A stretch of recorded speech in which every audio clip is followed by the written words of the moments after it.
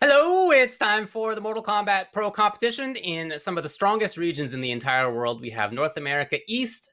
Coming up now, we'll have North America West later on today. Looking forward through all of that. My name's Ultra David, and joining me for this is going to be Mr. Aquaman. What's going on, everyone? And before we get into the action that you guys are going to see here today, I want to give a quick mention to one of our presenting partners here, the Pro Competition, presented by PS4 Tournaments. Go check out the PS4 Tournament Open Series, weekly competitions for all skill levels. Compete against your friends and rivals for unique awards. You can visit the PlayStation 4 Competition Center, b.playstation.com, the one destination that helps gives you Mortal Kombat content and insight as to how players approach the game, tips and tricks for all skill levels as well, from beginner to pro. All you have to do is go to compete.playstation.com, sign up with your PSN. You can also do it from inside the game. You grab your pad, you go to the game, press this button right here in the middle. I almost missed it there for a second, but you guys saw it. Even I messed it up, it only took like a couple seconds to get there. You guys can sign up for that tournament, just like you see here today. Get involved yourself. We are going to be jumping into some East action here, David, and a couple of surprises in this bracket, and there is a lot of character variety, a lot of player variety. Look at this thing from top to bottom. I'll tell you, this is the 7th week, and there are 8 weeks in running up to the finals week. So this is one of the last 2 chances to get points, and some of these players definitely need these points. So let's talk about who we have first. Panda Hayate versus MCG I'm Big Daddy G, winner of NA East a couple of weeks ago. CGL Tweety versus Deadly Rebel. That's what your winner's side looks like. Then you go down. You got MCG Abyss. You got BC Biohazard. You got Zintai showing up in here, and you got DF Grr. And these players are really all over the place when it comes to where they are in points. You look at somebody like Tweety, he's up there in 6th right now. Biohazard's in 3rd. These are some of the people who are at the very top. Zintai is at 29th, and you need to be in the top 16 to get into the finals. So he's pretty far out of that. And then you have players who are on the margins, like Grr, who is currently actually 16th in points. So, technically in it, but not at all comfortable. Yeah. He'll get more points even where he is right now, but not at all comfortable. You got other players. Hayate's at 13th, right? So players from all over the sort of various places you can be in terms of how many points you need to get. Yeah, and there's a few in there just trying to secure their position or better their position for that potential finale, right? You guys got someone like Abyss, who's sitting there at 11th in points, going to get a few more points. Big Daddy G is sitting there at 9th, and they're trying to break into more of the top 8 seeding, kind of a, just to better their seeding, better their potential path in that finale, right? Because on paper, the higher seed has an easier path, but we all know the strength of these regions, especially East here, and almost no one is probably going to be safe, but they're going to try anyway, just like we're going to see here today. Big Daddy G, a previous winner, going up against Hayate, and Hayate is going back in time on us, Ultra David. What? He's got Acid for Aaron Black. I love, oh wow, okay, already just interrupting it there was I'm Big Daddy G, trying to steal turns and keep it going. And he can continue to do so here. I wonder if there's something about the Fujin matchup that Hayate doesn't like here against Mama Blade. Going back to Aaron Black that we haven't seen in a long time, coming in with the low crush. And this has been relentless pressure and damage. Now going to force the breakaway. This has been all Big Daddy G on an offensive rampage to start us off. The armor break, though.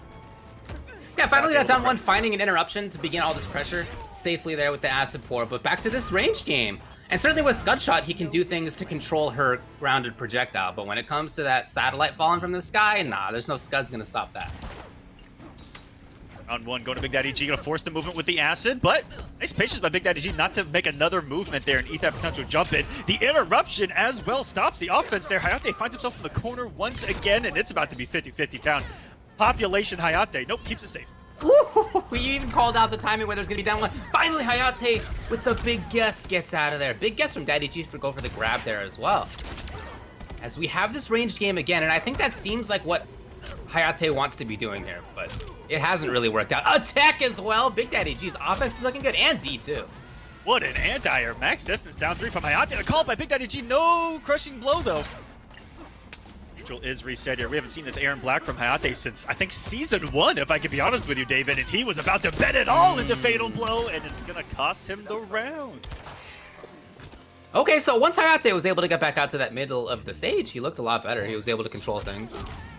Starting it out by just trying it out with the acid pour. No big deal on block. Here he is. Pressure in the corner on hit. you haven't seen a lot of Aaron, I feel like, as well, and that is just a disgusting move if you really want to dig deeper into it, David. Safe on block, takes away gaps, breaks armor, and I'll watch your dome with the rifle butt. And Hayate has turned this entire thing around, tried to keep him in the corner, and again safely, and he's about to pay the iron price for it. Oh, if only he committed. Didn't want to bet, yeah. But here he is with the low hit confirmed. Big Daddy G's going to take off a few hundred on this one, and then into one mix-up, honestly. One mix-up here, potentially. Instead, so it's Hayate getting over to the other side and finding the combo for the solution. And game number one. A lot of that game, in my opinion, a lot of that game was controlled by Big Daddy G. But Hayate had it anyway. That came down to just a big jump from Hayate there in the corner that luckily didn't get sniped by that stand one that Big Daddy G did. I feel like Big Daddy G made the right read. It was just a little late with that stand one, right? He had already gotten over it, and that's all it came down to. I wouldn't feel bad if you're Big Daddy G. The game plan was working. You were talking about he was in control of the pace of the match the entire time, right? Like Hayate was the one that was scrambling for his life. Luckily, one of those scrambles ended up being the winning read. We'll see if that continues here as we move forward. But Hayate, this Aaron Black, looking pretty good since we haven't seen it in a long time. Once he got on offense and was out of the corner, things were looking pretty good. And not even just offense, but when he was able to kind of control that mid-range, control that middle of the stage, that was definitely stronger as well. You see his use of the acid forcing the movement by Big Daddy. We saw some really crucial anti-airs with stand 2 and with down 3 leading to full combos. And you see that Big Daddy's not really ready for this Aaron offense that utilizes that, I don't even know what it's called, if I'm being honest with you. I think it's the back forward one that you see with the armor break that pours the acid on. That thing is just a game changer. Look, that takes away the gap. It does some massive damage. Yeah, 100%. 210 just like that. I want to say that's -7 with some pushback too, and that's about where Aaron Black wants to be at down 3, down 4 range, where he's going to annoy you to death with the pokes. Right back into it, though. Spent those 2 bars to get out of that situation, but found himself immediately into it again. Big delay from Hayate. Trying to start offense here is Big Daddy G. Oh, catch it! But not quite there for the rest. That's for his life right here. The patience and wow, the tackle. In the right read, even if you'd overcommitted to the gunshot right there. These boys are just keeping it safe right now. I'm expecting one big risk from Big Daddy right here. What's it going to be the 50-50? No! Hayate gave him the opportunity to swing too, and he didn't take it. He put a lot of respect. Oh, off on the jump-in right there. Big Daddy G, if you'd have done a 50-50 off that jump-in, maybe a different story. But I think that he gave Hayate a lot of respect right there because the jump-in was so high, right, David? Where it could have been really negative on the block. A rare wake-up attack from Hayate, putting his opponent back into the acid. Big Daddy G trying to find something a little micro tougher. Maybe just too far away was Hayate. And now he's going to get a little bit of pressure here. He's quite light when it comes to pressure. That has not been the major thing for him. Oh, boy. That's just get double acided. That's not even a word. Pour, acid on the ground. Acidified. Hayate just... And even here, when he's bringing in chip damage, it's really mounting up. Down 1 to interrupt it yet again. There's been a lot of little mind games back and forth on that. Trying to get out of this. Back 1 start. Hayate just patient. Just absolutely willing to block. Oh. Finding a moment with the down pour. And wow. That one was definitely better controlled by Hayate. Yeah, he was in control of the pace of that match. And again, forcing the mobility out of Big Daddy. Even more detrimental with the health leads. Big Daddy hasn't really answered back with what I thought he might there, which would be, being a little more aggressive with his offense. It looks like he's still trying to keep things really, really safe, and I feel like he's playing into Hayate's hands right now. Hayate has a universal, I would say, going back a couple of years. When you let Hayate breathe, he's an issue. So I would say for Big Daddy, you might need to get even more offensive here and start to believe in some of these mix-ups and just let it rip. You're down 0-2. See what happens here. It's true. We haven't really seen too much in the way of like dedicated overhead low, just straight up guess mix-ups. I think he did try that a couple of times, but Hayate was there for the interruption or hit him before the back one even connected. Yeah, getting back one out is going to be a problem. Every button that every poke that Aaron Black's going to put out is going to be a low profiling menace to society. Even that stand 1, that was they really are though. Down 3 and down 4. Can we be serious? Hey, there we go.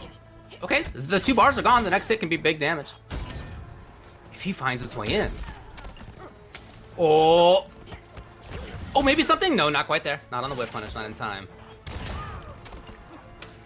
And even that trade, Hayate's got more life. He can afford that better. This is the stage control. This is the screen control that we were talking about in kind of game number 1 and 2. Almost there, but look, it's fine. And those, you know, that everything you just saw with that acid, with the jump, with the anti-air, that's been set up since round number 1 or round number 2 of this entire match. Oh no, pressing after the down 4. This is going to give Hayate even more room to breathe, and he was probably going to do a block string into the acid to try to pour the final nail onto Big Daddy G's coffin here on the winner's side. But he's been setting up that acid and looking to react since the beginning, and it's starting to work out even more so. Well, here comes Big Daddy G. Not out of it quite yet. He goes back to the mid-range voluntarily. The overhead. And then back to range is Hayate. He's so comfortable with that position. The huge reach from Sonya. Ooh, pressing a lot of buttons there is Hayate. He's been right on that a lot, to be fair. Yes, he's been right on an awful lot of staggers. Nice jump. Gets the big punish here. No breakaway for Hayate. Look at that damage. Mama Blade can still do 370 1-bar jump in. That's still some great stuff. Tries to come up with the forward 4. We chip out the close. Big Daddy G's on the board. A little bit of breathing room here. He has a good position too, where one big read puts Hayate in the corner. That would be the only thing. That would be the only thing on my mind here. Definitely making his way towards that. Yeah, and it's fully there now. Trying to outback what? Exactly the interaction that we talked about as Hayate got there first, starting the offense for himself. I don't think that's Sonya Blade. Damage, chip. Oh no. Hit again. Oh no, because the acid. That is the crushing blow requirement as long as the acid is down, and even I think we may have forgotten that in the moment, right? We gotta see these big mixes now for Big Daddy G. Yes, he understands. Trying to find these opportunities though. I mean, starting with a high, it's not gonna be easy. Oh, try it again. Hayate's there. The mind games right there are incredible. Whether or not what that came down to, you saw how much Big Daddy G had to respect down 4 and try to play around it, that entire offensive sequence, right? He was like, okay, he's just going to reversal down 4 because it's free, because he can, because it's Aaron Black, and saw him try to make the reads with the 4-3 a couple of times. Some of them worked out, some of them didn't, but every time he didn't read it, he tried to back 1 or something, and it got down 4 to Oblivion and back, and he was just wrong, I feel like, in more instances than not, in that pressure, right? But good on Hayate to kind of abuse that in the matchup, where that is something that bothers her a lot. Yeah, it was obviously well calculated. He picked this character specifically. We talked about before. This is the character that he used a lot when the game was newer, but I think we kind of expected Fujin to come out instead. So the Aaron pick was definitely well targeted here, not just for the sort of stage control stuff we were talking about, ability to nullify her rings, but also blow up her pressure, kind of blow up her mid-range. Her footsie is harder to get going, as you could see. Big Daddy G, you know, I asked him how he felt coming into this. He just said, I'm feeling confident. I'm going to just try my best. Just happy to be here and going to try my best, especially for the other Sonya players out there. Again, he won NA East in week number 5. So he's coming into this 9th in points overall in a good position. He'll certainly make, well, at least right now, should make the top 16, right? Yeah. I want to give him a big shout out too. You asked before we went live some of these players' favorite fast food joints. And I think that both of us are on team Big Daddy G over here, who said Cookout. And if you aren't from the East Coast or if you haven't visited and gotten to try Cookout, it's not one of the most known about things, but a god tier fast food chain. So shout out to Big Daddy G and Insane Cookout, because I bad respect. Yeah, you from Virginia. I've lived in DC for a while. I have a bunch of family in North Carolina. I've been to Cookout a bunch. I like it. We'll talk about the other players' picks when they come up, but yeah, I'm definitely on Team Cookout. 100%. All right, well, let's remind you what we're doing. Again, each of these weeks, and there are 8 of them, players get points. They're battling to try to get into the finals week for each of these various regions. What you see right now is we're in the middle, North America East. Later on today, we'll have North America West. The top 16 for those 2 regions will advance to the regional finals. As you can see in the other regions, there will be the top 8 who advances to each one of those. Currently week regions? 7, so look, only a couple more chances to make points. In fact, for most players, all but 8, there's only one more chance. Yeah, that's going to be week number 8 next time. One more chance. And again, the points are looking pretty crazy there. Outside of top 16, it gets to within about 40 points here, 5 points there, 20 points here. So one big week number 8 could be. I mean, if you win the final week, you're in essentially. Yeah, I think that's probably fair to say. Just imagine who might get knocked out of the top 16 because of that. Because look who's sitting just outside of that top 16 or right on it. Perfect Legend, Dragon, Sonic Fox, Aztec. I mean, that's who's not even in. Right. Fighting to potentially get in. It's going to be a close one. Will one of them have a big potential final week, or will they even play in the final week? I mean, there's a lot of storylines that can be crafted going into week 8, which is going to be fun. Exactly right, but we still got to decide this one, and I guess we're going to be jumping down to the loser side of things, where we will have Abyss and Biohazard. Biohazard's pick was A and W. All right, now I know the man's up there in Canada. I know it's a little bit of a different situation. Boy, I feel like there could have been some better picks in my opinion, but that's what he came out with. He says, as long as I'm playing solid, I think my overall chances are good. Hope everyone enjoys the hype matches. Win or lose, the matches are usually pretty entertaining, which I obviously highly agree with. Kay knows what to expect maybe, but, I have seen him a lot playing Cabal. He's been talking up Cabal. He's been playing Cabal quite a bit as well. I'm curious to see whether that might be something we'll see. I don't know. We'll find out shortly. Yeah. Abyss has been on a tear as well, getting a victory over Aztec to get this top 8, and that's a really big victory. Both of them, again, Aztec right outside the top 16, Abyss just inside the top 16. And those two have probably had a little bit of a rivalry in online tournaments for a while here. Those two have been two of the biggest grinders. Even getting a victory over Jet Ring, who we saw make a couple of really big runs. He's on a tear. Biohazard having to defeat his brother in order to make this top 8. That matchup finally did happen. They've avoided it like quite a few times here in the pro competition, but not this week, unfortunately. Biohazard ends up taking it and is... both of them sitting pretty in points, though. So you never know what could happen down the road. Biohazard here getting the upper hand. Has to face Abyss. It could be... I don't expect anything except for Kano here out of Biohazard. What the Kano community has put together in the past couple of months with a couple of different tools, right? With the pull in particular has been pretty scary. Out here playing what seems to be a different game entirely with that particular combination. So I want to see Biohazard go crazy here. I want to see that all the time. He happens to be one of my favorite people to watch competitively. It's because he picks characters that explode people's health bars. It's what I paid to see. Okay, that's what I want to see here. Health bars explode. Abyss, on the other hand, a lot more conservative in his approach. Likes the slower pace of Noob Saibot. He's been experimenting with Fujin a little bit, but again, even his Fujin is a lot more reserved than I would say other Fujins. Not as crazy with the mobility usage. Likes to kind of keep away, space with the back one. We'll see how this one goes, because I don't think that playing reserved and laid back is how you beat Biohazard, because it's really hard to control him from getting in on you and mixing nothing. Yeah, Biohazard goes fast, and you know that I'm not going to disagree with you when it comes to whether I like watching Biohazard as a fellow grappler fan. He's the guy who I like to watch most, no doubt about it. I'll try not to be too much in his favor with her. Well, I don't know. We'll see if I make that happen. But I definitely do enjoy that. No, I mean, for sure, when it comes to which character, if everything's down, which one should he go with? Yeah, probably Kano. But he did mention maybe Cabal. And like I said, I have seen him playing Cabal lately. So wait a second. We'll see. Biohazard without a command grab is kind of weird, though. Like, I don't know how he does offense without it. I mean, I watched his Cabal, and he looks super sick, and he thinks the character's super strong. So I don't know. Anyway, we'll see. As we're waiting here, we can just maybe go back to the bracket and remind you all about what we are going to be seeing. We just saw the winners semis on the top side. We will have Tweety versus Deadly Rebel. Now, there are two players who are not so far away in points. Tweety's in 6th, and this man has only even entered it the last couple of weeks, where he's gotten 2nd place and 2nd place. So he's coming into this on a pretty hot tear. And you got Deadly Rebel, who is 12th in points overall. He's been 5th, he's been 7th, never quite had that grand finals march. But what he thinks, though, is that, one more win, and I can probably solidify my spot in the top 16. Yeah. I think he's probably right about that.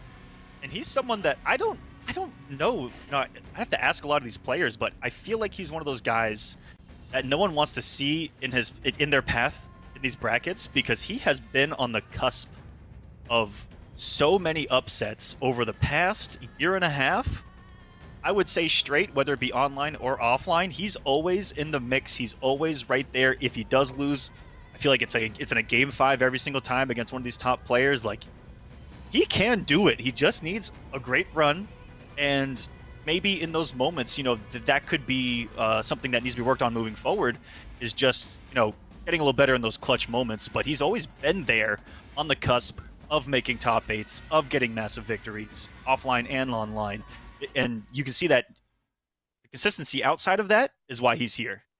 Because being consistent is how you get the points over the entire series and get here. Even though he's not made every top 8, he's always in the mix, and that's Deadly Rebel. He's a fighter. And you can watch him or check out his stuff on social media at DeadlyXRebel. By the way, we're talking about Cookout. This man's favorite, Cookout as well. Woo! Nice work. Nice work. Let's go. Let's go. Tweety's is Jack in the Box.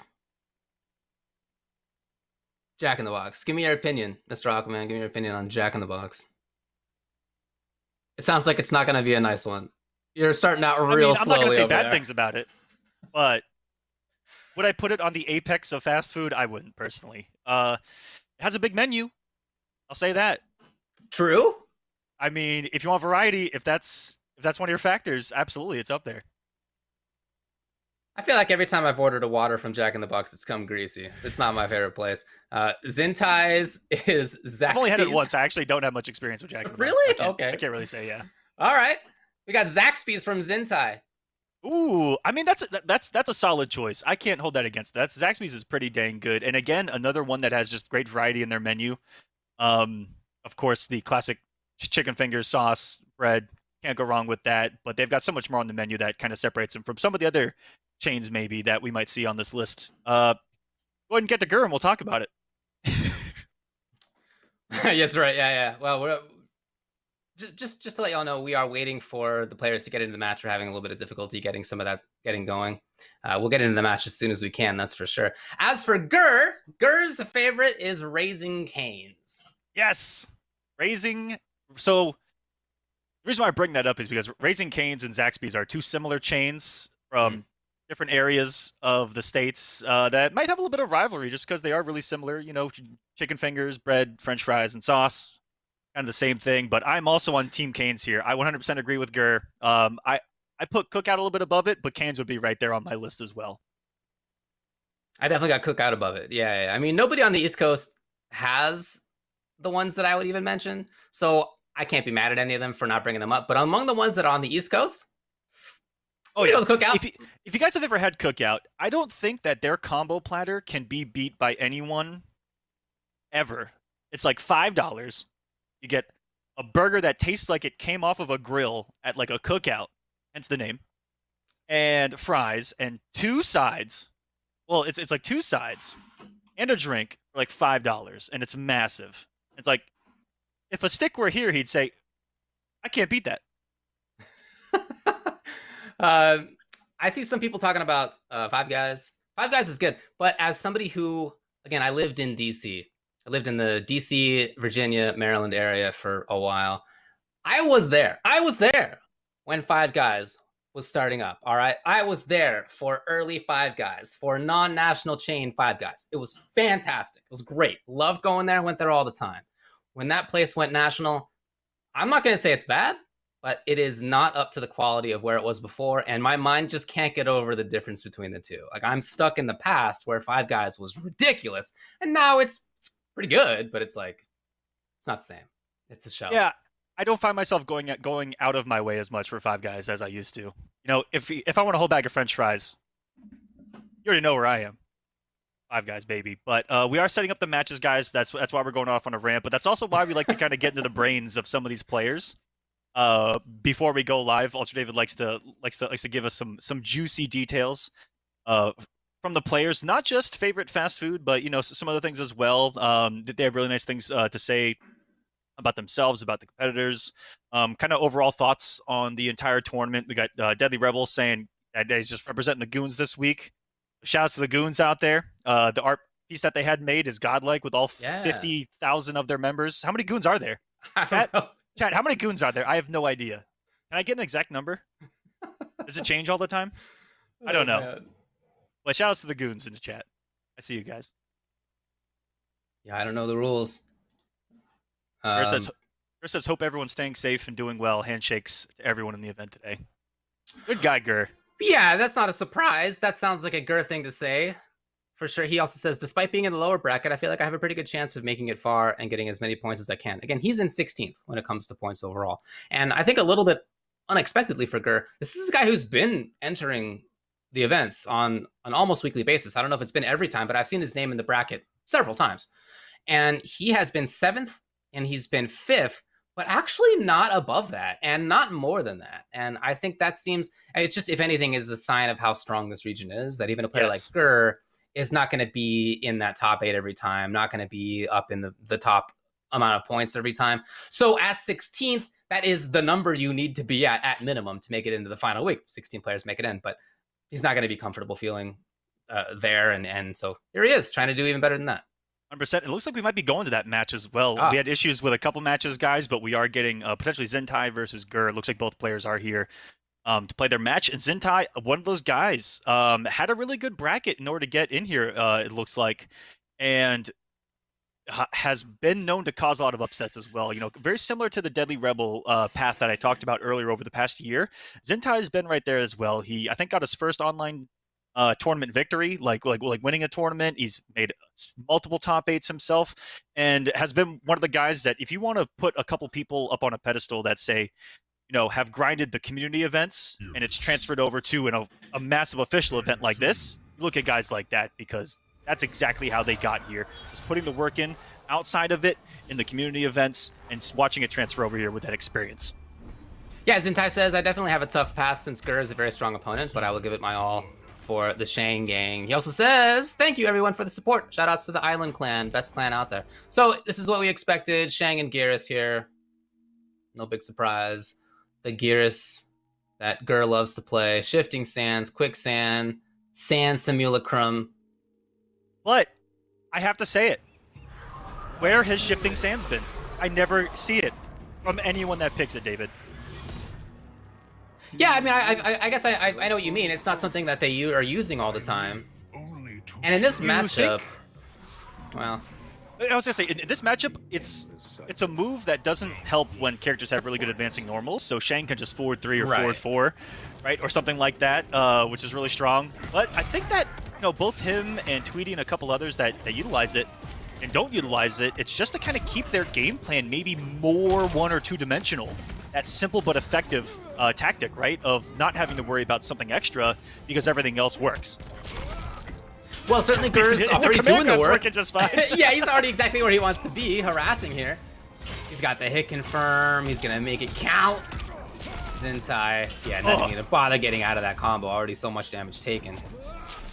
And another mid-command. This is the most I've seen Gur abuse mid-command grab early on, and put me on the McDonald's dollar menu because I'm loving it. Yeah, it's very interesting because you're right. A lot of the time, Gur won't have that super command grab heavy style, at least at the beginning of things. I wonder if there's just a little bit more info here. Wow, again, right back to the well. I remember the last time I commentated one of Gur's matches, I said it a lot. I'm like, man, he really should command grab more. Just looking at how he plays was maybe too safe, right? And I'm like, everyone complains about mid-command grabs, and his is disgusting. Advancing, takes you to the corner, and look at where we've been the entire time. In the corner, baby. And he's using Shifting Sands. This is a different Gur.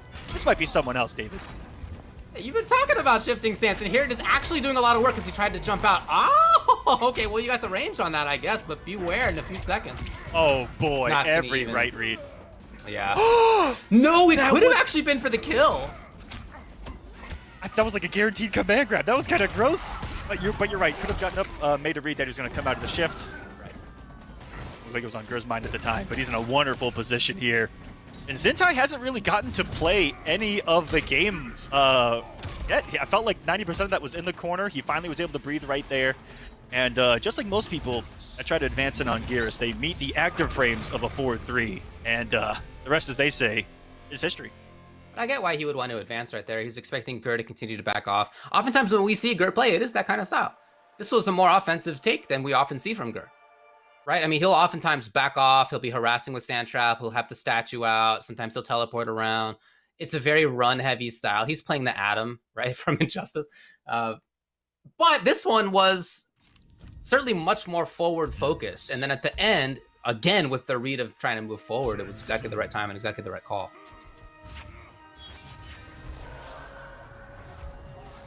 So back to Shang. Is Zintai here? Has been a Shang main for a long time, I believe, since the character came out. Was more known as a zoning Shang than anything. But I'm seeing some up close and personal brought to the table here with force lift and super kick. Yeah, it's not a character that you can just zone out in the same way that you might against others. He's got things like Sand Trap, he's got Teleport. And if Gur's being a little more aggressive here, David, with the command grab, that turns... Oh man, I'm actually curious why he wouldn't want to bring the other Sand Trap as well, though, versus the Shifting Sands. But now that he's using Shifting Sands, I don't really get to say that, because now that he's using it, that makes command grab so much scarier, and almost like you would bring the other Sand Trap to close the gap. He's kind of doing the same thing, just with a different move. Yeah, I feel like he's just constantly... Oh, he's never let go of Zintai. Oh, he does have it, okay. See, that closes the gap, and that takes away the zoning, and it puts you at mid-command grab range. This is Gur using scarier tools, and I haven't seen this in a long time, if I could be honest with you, David. That's why I'm so surprised here, because he has been stubbornly less command grabby in the past.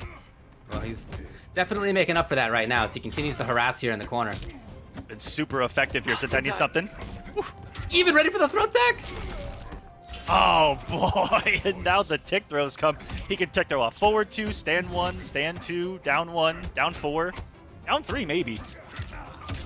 Oh boy. And not finishing on purpose to try to maintain the corner. It's just everything's working out for Gur.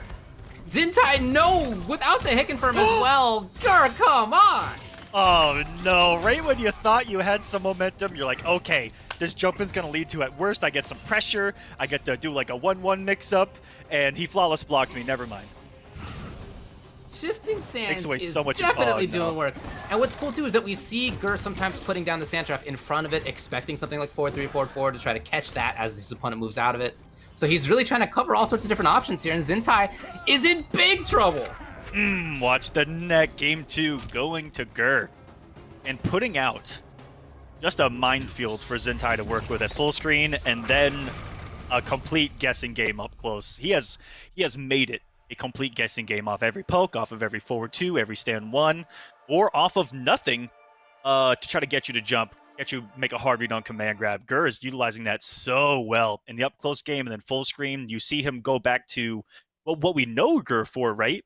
Is that methodical space thinking, galaxy brain, use of the space in front of him with those specials to put out something that makes the opponent have to think about it, and then Gur tries to be ahead of you in your own thought in that moment. We call that big brain. It's a real slow slog for Zintai as he goes through his character. I would be surprised to see a different one, but he has taken a little bit of time here to at least think about how he can approach it differently. I feel like it's been everything that Gur has wanted to do has worked out. It's been Gur on offense, yes. It's been Gur controlling the stage, yes. It's been Gur just a couple of times, not many, having the right call on defense, right? It hasn't even come up that much, but he did have like flawless block on a jump in. Like, he's been ready for everything so far. It's looked kind of scary too. It's scary how ready Gur has looked for this particular matchup, because it looks like Shang has not played MK11 in the past 10 minutes. You know, can't put out a projectile if it trades with Sand Trap. It's like a worst case scenario. Gap is closed and he's at mid command grab range immediately, just for you doing the thing that Shang is known for, right? And so you're like, okay, what do I do now? And then he tries to go in with the grounded movement. Gur's already got that covered with the active frames of something being out there, or make an aggressive read himself. He's been really good at doing that. Zintai just needs to get some kind of health lead, I feel like, to get going. These first couple of moments are going to be huge. If Zintai can get the hit, put the pressure on him, maybe he can turn this thing around. But he's already let Gur breathe a little bit, and a huge input error there. He closed the gap, got the hit, and then accidentally went to rebuild the space full screen. I don't think that was an intentional interactable. Well, at least with the throw tech, maybe a chance at the beginning. Getting a little bit of problem here. Maybe there. No, not even there. Gur's so ready for everything. Even on the jump-ins, even there, Fall's blocking the down one. If Gur would up 2 that, I would have cried on the inside and outside. The 4-3, and there you go. More hit advantage that you're in respect of. Mid command grab. Always going to be a constant threat. Stood at the last second. This closes the gap again. Watch your neck. Not quite there, a little bit too far. Again? He has and not here we go to the had corner. a clean jump in, even on block. Gur has just taken away everything, I feel like. And if you'd have placed that jam trap a little closer, that would have been disgusting. There's a jump kick. Now things could happen. Oh no, Gur with a big whiff, but Zentai too much recovery on the jump kick, and the instant jump one from Gur gives him a match point here. Whether it be on the ground, whether it be through the air, Gur looks ready with the buttons. And Zentai is struggling to get something going. Even there, as Gur backs off slightly outside of the jumping range. Zentai, okay, looking for the low after that was Gur. Ooh, he wasn't even ready for it it not to have been false locked. Oh my god. Okay, at least literally the first hit confirmment, significant damage for Zentai comes here. I want to say it. Do you think that even Zentai was surprised that wasn't flawless block? Yeah, I mean he didn't press the button afterward. Yeah, sure. he's like, oh man, I was really tempting the devil there. Oh, Gur dancing. And just harassing a little bit. Now this is a little bit more of a Gur style that we often expect. It's a jump early splash. The back off! Oh, that was... He's gonna be closer. He did get the KB! Oh, 300 just like that. He safely staggered into a backdash and just assumed that you'd be grounded, and there's the advancing mid-command grab and the brutal. Gur, with, I would say, the most aggressive play I've seen from him in a very long time. Since, I would say, the early pre-patch Geras, before he made the switch to Eternal. This is the most aggressive I have seen him since then, which is a really good sign to me as we approach the finale, because like you talked about, he didn't have the results that a lot of us were kind of used to. You know, if we didn't see Gur in like top 4 of this thing, we'd be like, oh, that's a little bit of a surprise. And I think that he has kind of seen that too. And that's why we're seeing him try something a little bit different here. Zentai is very good. He's a very good player, but boy, that was just a complete blow up by Gur. And it was really just in everything. And I think a great example of that was at the very end, where Zentai was just struggling around for something to get going. He jumped, and then he just blocked right at the end, and Gur got the command grab yet again. Because even at that range, I mean, that's a range where Geras has great options. He jumped into that range. He was then like, uh-oh, I'm in a bad spot. Well, maybe it's a mid, maybe it's a mid command grab. He just had no idea. He had no idea. And Gur, in all those instances, was exactly correct. In like every moment that you respect the mid, right, or anything like that, it's command grab that comes, and you're just like, oh my goodness, here we go again. Now we're in the corner. Have a nice day. Before we get into the next match, looks like we're going to jump up into Tweety versus Deadly Rebel up next. Want to give a quick shout outs to Astro Gaming, the official audio partner of the Mortal Kombat 11 Pro competition. All of the caster audio is powered by Astro for the entirety of the season. Go visit astrogaming.com to find out more information on all of their officially licensed PlayStation audio products. Go check them out, guys. Okay, cool. So we should be headed back up to Deadly Rebel versus Tweety, a match that we talked about a little bit before. Tweety's coming into this very, very hot. I mean, he beat Gur, player who we just saw look so strong, to make it into the top 8. So, you know, he's having another week here of strong play. Again, he's only entered this thing a few times, but his record so far is second place, and now he's at least 5th. That's what you at least are if you start a top 8 in the winner's side. And you got to think that that's going to make his point situation real strong for himself. Yep. Just having made the top 8, he can probably feel pretty secure. For sure. Just soaking up those points. And this is going to be a fun matchup here. You're going to see a completely different Geras. Tweety is not going to be using the mid command grab. Loves that choke because he loves doing damage. Damage is the name of the game here for Tweety. If you want to see how to do an optimal Geras combo, just watch Tweety in competitive play, because he'll find it. If there's damage out there, he's looking for it. He's a private investigator, and he'll find it. That's for dang sure. And for Deadly Rebel, gonna be rocking what I hope is the Collector. I know that he has a few different characters up his sleeve. He's always been known as really one of the collectors. Competitively, he's always used the more obscure collectors. You know, he was all about spare change back in the day, with the weird frame traps that no one knows about yet. I'm sure most of you don't know about them yet, but if he picks it, y'all are gonna learn. He likes using the damage over times, the vial tosses, having the command grab, but we'll see what he brings to the table here. I don't know how he feels about Geras here, who's always going to be, and now we know. Now, Yeah. he doesn't have to worry about a lot in the matchup, because normally the floor is lava because of sand traps, etc. Not going to matter here. And this could be another player, like you mentioned with Biohazard earlier. We're seeing Cabal on the up, and there's no pun intended with that. Yeah, totally. Cabal's such a strong character. I think that's something that's becoming increasingly obvious. Well, it really has been obvious for quite some time at this point. That Psych Ass gives him that mobility, the big damage output that it has, the big tricks, the mix-ups that come with it. Definitely very good. So once again, it's not going to be the Collector. We've seen Frost from him in the past in these MKPKs. We now see Cabal. Tweety, no surprise. Yeah, and Tweety, I know for certain has a lot of matchup experience against Cabal in particular. I see him and Kerbo duke it out regularly, and he's been looking really clean in their matchup lately, but we'll see here. Oh my goodness! Yeah, Tweety has definitely been really strong in that. Okay, we'll talk about that in a sec, as Deadly Rebels found it, not for long.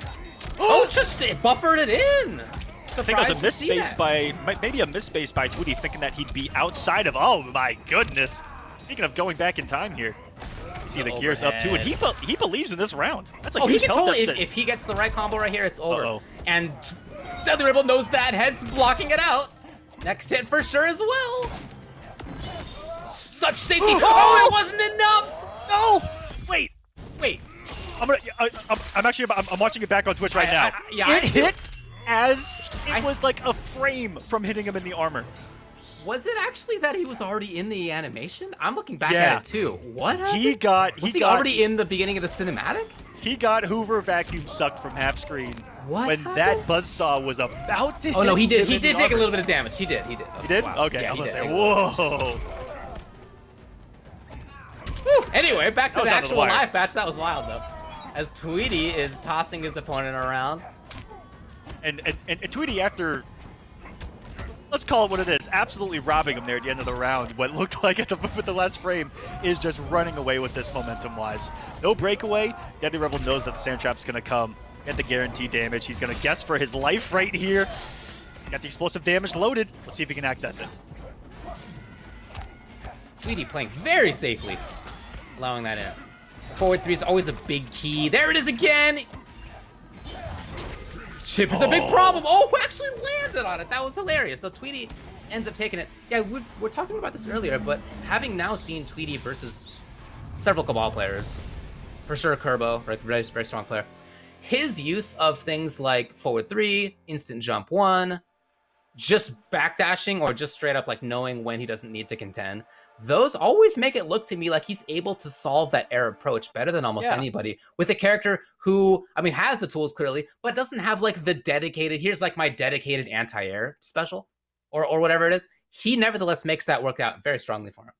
Yeah, he uses the tools that the character has, alongside just the natural talent that Tweety has for these games. And he, I've seen him sit there and just block this Cabal pressure for like 20 seconds straight. Swings with 1-4-3 and the match is over. So like he's got the patience down. He knows when and where to look. Let's see if Deadly Rebel can do anything to break this kind of hold that he has on the Cabal pressure. He had his moments where he didn't commit. Maybe could have gotten some hits where the raw buzzsaw was connecting, where he just, I don't know. I didn't feel like he was committing as much maybe in that game 1. Okay, a little something different. Yeah, we didn't see that before. So he's definitely thinking in his head about how to change. God. Oh, punish. Yeah, that's a big problem. He got away with that in game number 1 out here. He did. Deadly Rebel thinking there that everyone on Wake Up's, Cabal's one of the few characters, both these characters actually, you have to respect so many mids, and that's where those throws open up. Got great 1-1-1s between them as well. These two actually have really similar pressure now I think about it, David. Oh, the clothesline. Tweety loves this knockdown in particular. Decides to do nothing. Look at that, it's the patience. Okay, a little bit of patience. This slight offense almost burned him. Oh, here we go. Down 2 again. No cancel. Deadly Rebel harassing a little bit on the way in. What else would it be but the forward 3? We talked about it. What an answer. Okay.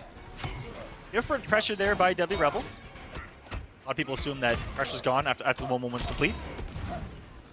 It's out the gas again, and if he moves forward a little bit, he can heal. Although it's not really going to matter. And there we go, soak it up. Oh, yeah, basically the question now is, are you going to die from the fatal blow? Oh, no. Or this, here we go. The pressure begins from Tweety. A little, oh my god, checks the movement, Deadly Rebel stuck.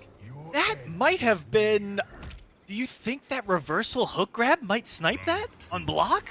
I don't know if that's 100% safe or not. Because there are a lot of characters that struggle with punishing that. That's kind of a free check for Gears when he knocks you down. Is that down 4 sand trap?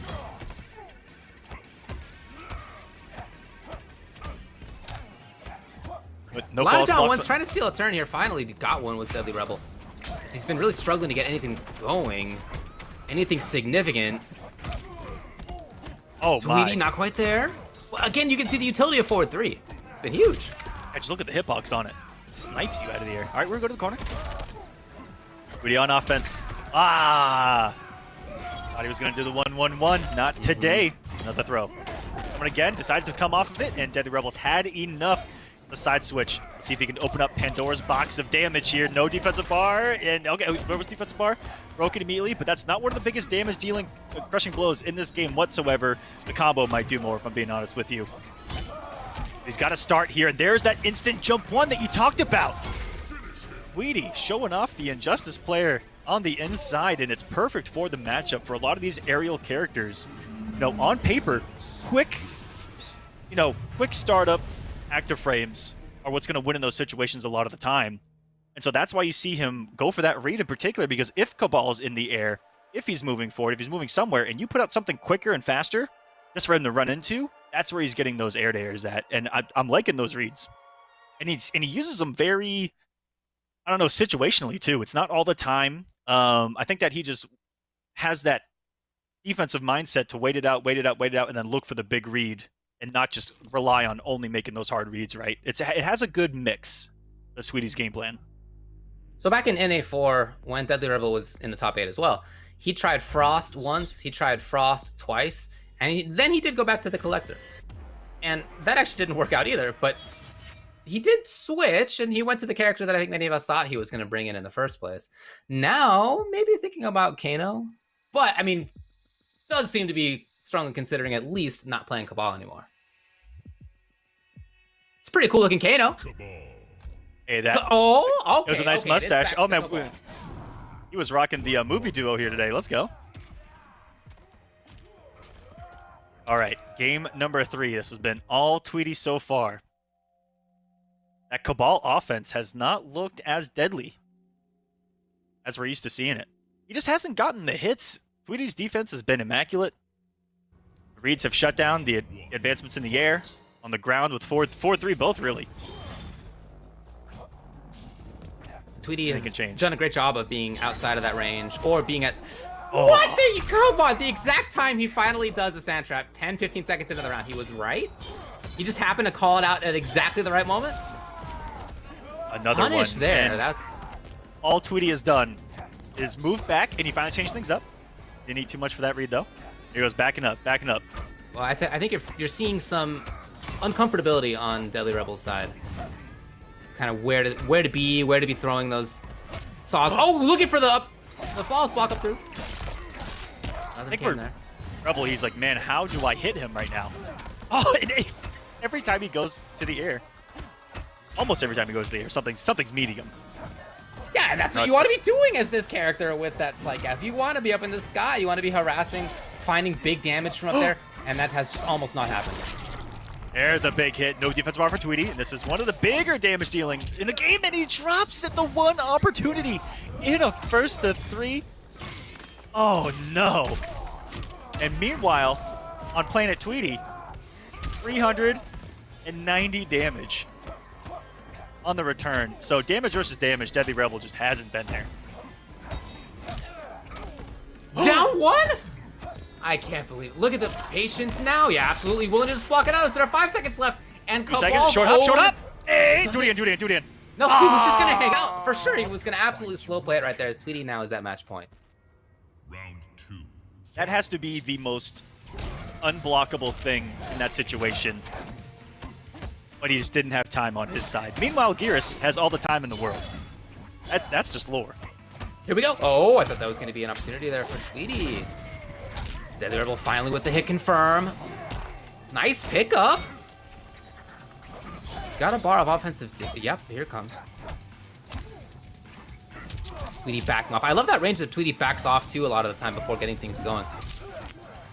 And you as his opponent, when he does that backdash, what he did right there, at the start of the round, at the start of the match, where he was all about backdashing and then doing something, right? Where there he backdashed once and then gets aggressive, and that catches you off guard defensively. You make the read. Oh, here we go. You make the read that he's going to do a double backdash. So you press a button or you jump, and he instant air jump ones you. So many clutch callouts by Tweety that have been working out. Now he just retook the health lead with that fatal blow. Rebel's got a fatal blow himself, and oh wow. No. One more guess. Even Chip. Even Chip's a big problem. Okay. He had the opportunity. He did. 4-3. What else would it be, Aquaman? That 4-3 there for Tweety. Expecting his opponent to go up into the sky. He was absolutely right. We're not even gonna see the fatal. Oh, give us the castle. Come on now. Oh, who doesn't want to see this? There we go. All right, well, here we go. We're all friends here. There's no fatalities after all. At the North Tower, the South Tower, and the main one. There you go. Praise the sun. Fierce wins. Look, Tweety just looked fantastic. And very unusually, we've had 3-0, 3-0, and 3-0 so far in this top 8. It's very rare that that happens. You know, almost always, especially in this region, we see close match after close match. But so far, very decidedly in the favor of Hayate, and then Gur, and then Tweety right there, who, as we said, we've seen him play versus strong Cabals before, and he has looked great, and he continues to look really, really strong in that matchup. Yeah, that matchup in particular is just something Tweety has down that probably a lot of other people should be taking notes from, because Cabal's been on a little bit of a tear himself lately, but Tweety seems to have figured it out. And once more, going to give a shout-outs to our presenting partner here today, Mortal Kombat 11 Pro Competition, presented by PS4 Tournaments. Go check out the Open Series, guys. It's a weekly competition. Go visit the competition center, compete.playstation.com, sign in with your PSN, and boom, you could be entered in not just the Pro Competition, but also the Open Series as well. Every single week, you can log in both on the website and in the game. Just press this button on your controller while you're in Mortal Kombat 11 on the PlayStation, and then boom, it comes up. It just happens. It's magic. I don't know how technology works. A couple satellites interlink in outer space, sending signals back down below, and you're all of a sudden in a bracket. All of that just for you to be able to play Mortal Kombat against other people online? It's worth it. For money. That's true. Cash prizes every single week. So the last one that we have at the beginning of this top 8 for round number 1 will be these two, Abyss versus Biohazard, coming up now. Again, it's all been blow up so far. 3-0, 3-0, 3-0. Bio starting it out with Kano, as we thought we might see. Noob Cybot. And then, yeah, noob for Abyss. So not a big surprise on either side here. Definitely what he's more known for. Can be an issue for Kano. He has projectiles that can, on a right read, shut down the approach of Kano that a lot of other zoners can't. With that up shadow, Kano, when he jumps up in the air, most Kanos are just looking to see what you're doing, if he can react to something with a Kano ball, etc. That's going to be full screen. I don't expect this to be full screen an awful lot unless Abyss does get the hits. If Biohazard closes the gap, it's going to be Mixed City, Population Abyss. Can he get out? He's got the safety of the slide. He's got the amplified teleport, and he's got the spirit ball, so he's going to be able to check him with those knives here on the ground. Really quick projectiles back and forth. He's got the safety of the slide. I like this loadout. And for Kano, it's the loadout that we've been seeing. I feel like a lot of Kano players kind of gravitate towards over the last, month, maybe a couple of months at this point. Strong mid-range into pressure up close, and he begins. Okay, under. Oh! Just like that. We got Bio. Has the corner. This is where he wants to be. Of course, he's played a lot against noobs himself in the past. His own brother is one. Yep, exactly. His brother was a Noob Saibot main for a long time. Back in Season 1. Tries the pull, and that is a punish. Bao just tried to make a huge read there. Same thing for Abyss, trying to read the breakaway. But David, have you ever seen a Noob Saibot successfully hit a breakaway with back two? I feel like that, I feel like that should be a hot topic to discuss one time. Regaining some stage space. But Bio back has the corner. Really harassing well underneath the intended forward movement right there is Abyss. checking why not with it. Whoa! The second one actually He did the went trick. That underneath. was amazing. If Biohazard didn't amplify that, oh my goodness! Oh, Kano meet Noob Saibot's active frames on back one. It says hello, right to the jaw. Ooh. That anti has been there a couple of times. So Abyss absolutely looking for that approach.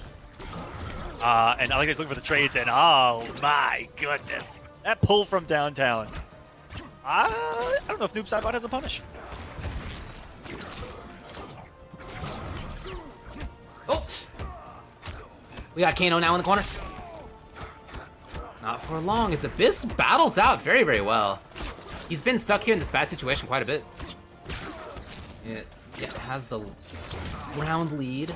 Again, the kind of funky interaction. Kano beats him into the sky. Oh, no breakaway. There we go. I'd say he was about to eat a lot of damage. Guys are trying to secure the round, tie us up here. Abyss. Oh, no. Just found himself in jail. Quite literally. Because he's going to be plus every single time there. Do not press a button. Biohazard in a wonderful position here more than anything. Exactly where he wants to be. Trying it out from range? Yeah, maybe not. There, I mean, that is it. It does work super far away. Part of why he's throwing so many knives is to make that range increase as well. Yeah, and those, Okay. Oh, that's a lot of damage. Just look at Abyss's health bar, ladies and gentlemen. Quite literally melting. That was like 30 damage. That was so much, dude. Oh my god, so much. Oh my Biohazard's goodness. right back It's in still there. that damage. Taking Oh, all no. this time. He's burning. Oh my god. Wow.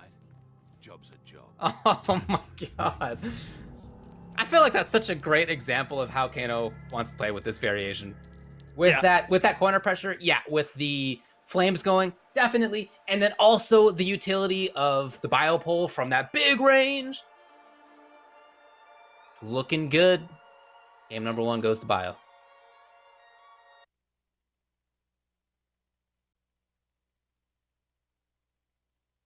That said, look, I liked a lot of what we saw out of Abyss. I felt like, especially in the first maybe like round and a half, he was really paying attention and shutting down the air approach. He was doing a good job of that. He was also doing a good job of being in those unfortunate kind of corner situations where Kano's harassing you with plus frames and the like, at not taking a lot of damage, even still. So his defense was there throughout a good chunk of it. As the game went on, though, it kind of seemed like Bio was starting to solve that.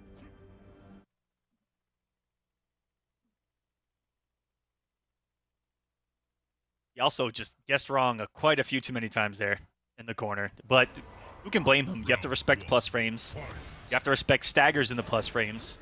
And then there's a 25-25-25 off of just, I think, his down one alone, David. I feel like, right? You never know if down one, the acid's going to come, if down one is going to come, down one command grab. So many possibilities in the spaghetti bowl that is Kano. Well, finally, for Abyss's sake, he gets some range.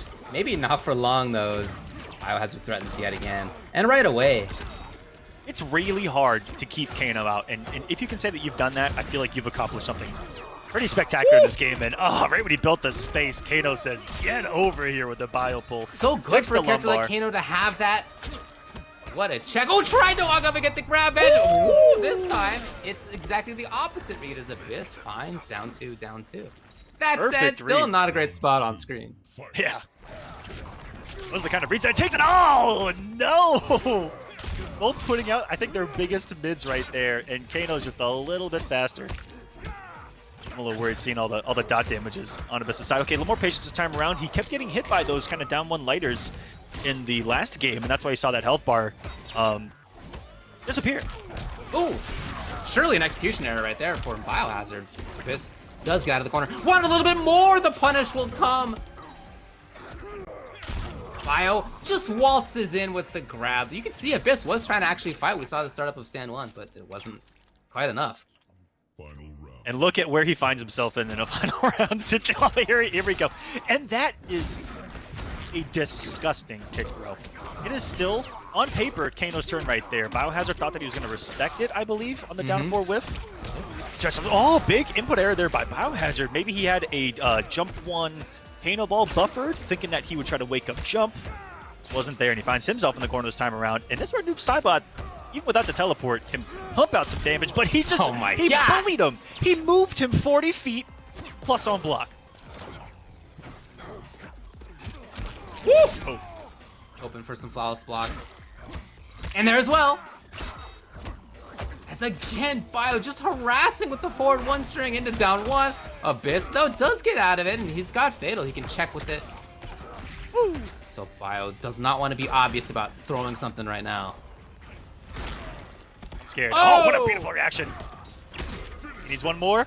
Gets the whiff punish there. Missed space by Biohazard, or he was going to try to get away with one there of seeing if Abyss was going to respect the Amplify. But not going to matter here. Abyss with a nice swing of the down forward. He is on the board. He has survived all kinds of pressure to get here, though. I was a little bit worried when Biohazard pushed him out of the corner with the forward one string alone. He reset position like against Abyss's will. And that's scary to fight. I know every time I fight Kano, I have to change my shirt afterwards. From sweating blocking forward one, David. Well, finally, we do not have a 3-0 in this top 8. It's at least going to be 3-1 one way or the other. We'll see. Heading back to Kano. This is Biohazard. Surely the same. Again, that really has seemed like what Kano players have coalesced around. You still have the mix-up up close with the command grab. You have the extra sort of mid-range options. Yeah, Biopole back again. Knives matter more. You have a hit confirm into significant damage with hit confirming into Biopole. There's a lot of stuff going on. You got the chemical burn stuff in the corner, of course. And you have chemical burn, which adds on a different mix-up of the down one, and it makes the corner game, which is already frightening, just that much scarier. And what an answer! What are we doing at the beginning here? Welcome to Swingfest 2021, and it continues here. Abyss putting on another back one and just finds the mark and another one. Oh my goodness, just put the pad down, Biohazard. That was oh my god, he will not sit still.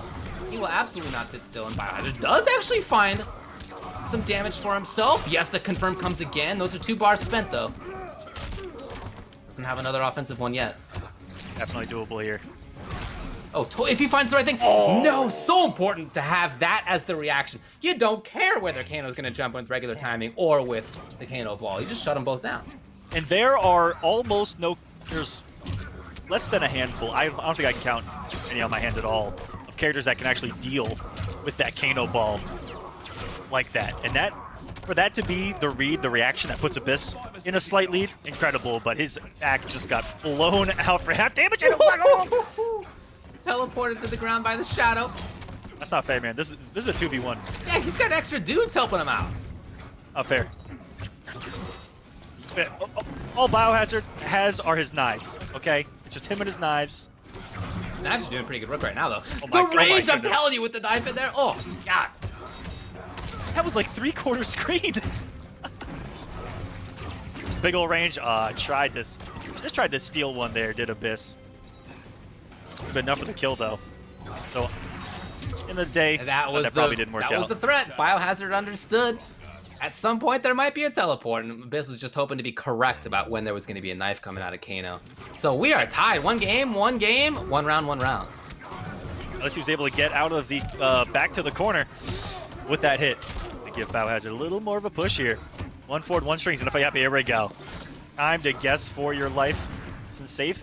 And in the corner, right, there's so many specific things about Kano. In the corner in particular, the down 1 chemical burn is a different entity entirely than if that were to happen mid-screen, David. In mid-screen, there's actually options to deal with it. In the corner, not so much. You gotta hold that. And then backed up by the command grab. You think you're gonna respect the chemical burn? Oh no, he's gonna pow! He's on fire! Oh no! Oh no!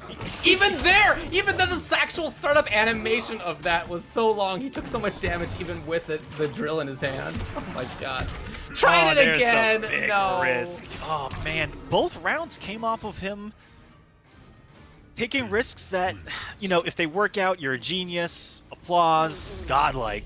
If it doesn't work out, you probably shouldn't have done it. Can you blame him with the pressure that Kano puts on you and to make a bet, right? Abyss willingly made a bet that Kano and or Biohazard was simply going to be doing something and moving, right? And that's why he teleported. Because 9 times out of 10, that character's doing something. He's one of the most active characters in the game. And it's hard to stop him from doing this. I think having that teleport makes a lot of sense in this match, for sure. You know that Biohazard's going to be doing stuff. Yeah, all the time, for sure. But throwing maybe... knives, obviously important. You don't want to be in the corner. I think it's a good call. The question just is, what's the timing, right? It's really what it comes down to. And that is much easier said than done. He had been saving that read for when he needed to use it to make the comeback versus maybe early on in these matches when Biohazard's not expecting it and is playing a little more loose, right? So I feel like the timing was definitely questionable to finally pull the trigger. But again, if you're right on that read and you do catch Bio slipping, that is one of the most rewarding things to hit in this game. Another character that just pukes damage when he wakes up in the morning. Wow! Did work, though. Biohazard as he rolled in. Again, this one on reaction, it seemed. And so here we have the corner. Oh, a little bit. Oh, no! Oh, no! It actually worked out. That was the true reset. He is 3/4 of the way dead, ladies and gentlemen. Oh, my God. Off of one chemical burn in the corner. Oh, okay, so at least at that range, you can walk up and get a punish. That's good to know. There is some tech in that corner. If you hold forward and get hit by the lighter, it takes away the dot. But it's so specific on spacing and timing to avoid a little bit. And he didn't believe that would have potentially been the round. Oh, no. So guess wow. It ended up being a little bit of a better situation, though. If he would have gotten the 2-on-2 in the corner, Biohazard could have broken away. Abyss could have tried to go for a back two, avoids it altogether, and gets the round. Look at that, even on block, the range out. We're back to mid-stage. Just on the strength of basically 2 forward 1 strings. Just swinging. Oh, and another one snipes him out of the air. The tag team combo. Oops, Cybot, calm down. Trying to get away desperately. Here's Abyss. They waltz past the disembodied head, and Bio still looking for those knives, trying to get something going. Really lucky that that knife didn't go punish there. A jump 2 of Noob Saibot does have a awkwardly big forward hitbox and goes into the slide. Abyss. It seems like neither of these players can hold on to some momentum. They get it. They're finding it. And what's funky is that it's just back and forth. Yeah, the last 2 games we have seen, hard to even say that it's that much back and forth because each of those games was kind of dominant by one player and then the other, right? In between, like in those rounds, not that it was a complete blow up all the time, but like it was 2 rounds, 2 rounds. And now we're going to be going down to the final game. We got game number 5. Noob is the commitment here for Abyss. He's stuck having just won that one. Will it be back to Kano? I think that's what I'd expect. Yep, we are. Even more impressive is the fact that Abyss got hit by a nuclear warhead at the start of one of those rounds. I don't know how else to put it. He got full corner reset, or like 60% of his life, and still maintained a lot of composure. That's a lot to survive and go into a final round with. Nice little chip on your shoulder here. He did change. This is Vegemite now. We didn't have that before, so this is going to get him the ability to get through a projectile with that Kano ball. He's got manhandled for the extended strings. Of course, he's got the command grab. It's Biohazard we're talking about. He's got the command grab. That's why I was surprised when we were talking Cabal earlier. It's so rare to see him without one. It complements his natural aggressiveness so well. Those are good trades for Noob Saibot too. That's why a lot of noobs bring that Ghost Ball, because there's not a lot in this game that's going to trade with Ghost Ball well. XP do it. He's Shadow range. He actually got Abyss to whiff right there. That might be something that Biohazard might need to make a mental note of, and he doesn't block. Came in hot. What a risk by Biohazard. He was feeling it. Put himself into the corner. Oh no, not fully converted. Oh, that could have been huge. Biohazard didn't have the breakaway, and goes underneath the back one, and he gets through that one. Wow. He finally got over it. That has happened 3 or 4 times so far, and each time it hasn't worked out. This time it finally did. Now we have both of them with fatals. You know that Abyss could check with it at any time. Oh my. Amplify! It's not enough, but even chip may be a problem. Yes! Wow! Biohazard goes up to match point. Oh no, for Abyss. That moment right there was a big problem. He's stuck in the corner as well. It was a really weird read. He blocked a jump in and did reversal throw right there and got rocked for it, and that's such a big, aggressive, risky read. Abyss in trouble, Oh, trying no. to find his way out. He jumps out. Oh no! Good call though. He's out of there. He gets. Oh boy. This is just different pressure right now from Biohazard. That was on reaction right there. As Abyss continues to be in big trouble here, but Biohazard with plus frames again. Yes, again, my friend. 21 health is all Abyss has to his name now. The 3 and the comeback begin. This is scary. Cuts it off nice and simple. A lot of comebacks start with throws because everyone doesn't want to get hit by the big stuff.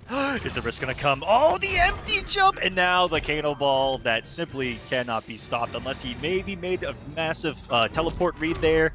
But in the game 5, Biohazard clutching and closing this one out from a sea of 3 O's that happened here in round number 1. We close out with a hype game 5 for you guys. I can't tell. I thought that was Kano's skull for a second. It was so bloody. Kano's happy to be there. And I think you could see how that variation really did make the change once he had Vegemite. You know, the threat of being able to get in so quickly from so far. I mean, he already has these sort of options to get in with something like forward 1. The threat of Biopole from this very far range. He already has kind of rangy stuff to start things off. But once he has that going, it's something you have to worry about even more. And we saw so much more of him being able to get in, chase all the way to the left, chase all the way to the right. And neither way, Abyss was just not able to escape. Yeah, it's a tough spot to be in. And, you know, everyone talks about it. Kano puts a different kind of pressure on you than almost everyone else in Mortal Kombat 11. The character has on most of the cast a jailing string that has plus frames. That's unnatural in Mortal Kombat 11 to always be in that position. And then the bacon bits on top of that mixed salad is that the down 1 can go into command grab, it can go into chemical burn, it can go into down 1, down 1, down 1, down 1. You keep respecting the command grab, or it goes back into forward 1 and you're back in the same situation. So really tough to deal with. Let's take a look at that bracket as round 1 comes to a close here with Hayate, Tweety, Biohazard, and Gur getting the big victories there. That sets up our winners finals. Hayate versus Tweety, that's a big one. Deadly Rebel versus Biohazard. And Daddy G going up against Gur in the next round. David, these are going to be exciting. A lot of fun stuff to watch right there. We have a bunch of different characters on this. And what's cool too is that some characters that we very commonly see in high-level Mortal Kombat are not here as well. It's a fun day for character choice. And even some surprises in that, right? Didn't necessarily expect Aaron, for example, from Hayate. Wasn't looking for the Cabal from Deadly Rebel, right? Some choices there that we maybe didn't expect. A lot of fun to watch. So that was round 1 of this week's MKPKNA East. Make sure to check out Amazon.com/Mortal Kombat, where you can pick up these lovely t-shirts, as well as, by the way, quite a bit of other stuff. You can check it out, Rep Your Realm. Pick up a shirt for Melina, who everybody loves, and you can show it by wearing a Melina shirt. Mr. Aquaman is a huge Melina fan, as you can tell right there as he popped in. I kind of like her a lot now that we don't see her as much. Maybe more Melina players should enter the pro competition and prove us wrong because she hasn't made it a huge run. But thanks for watching, guys. We'll be right back with the next round here of North America East. Don't go anywhere. More Mortal Kombat action to come.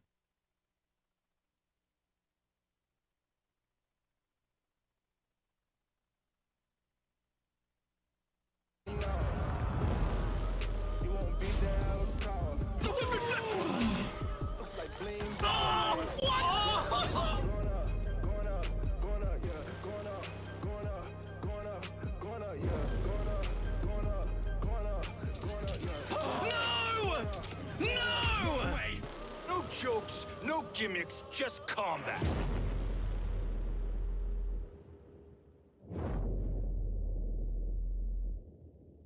PlayStation.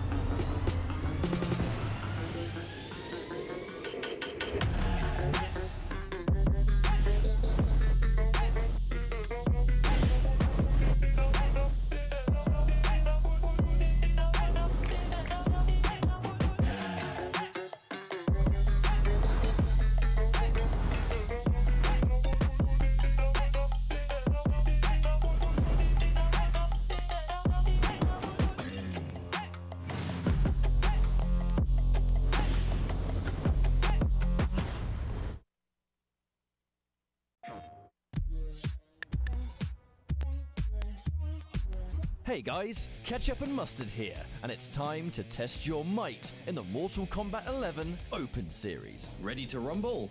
Power on your PlayStation and head to the Events app, filter by type, and select a convenient date and time. Boot up MK11 and locate the PS4 Tournaments menu option. Click it to visit a familiar place, the Console Events tab. Sign up and prepare to play.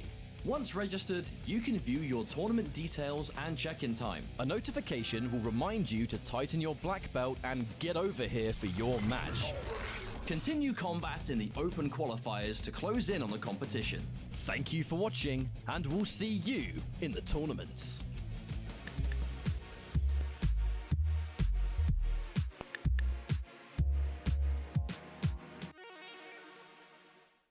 PlayStation.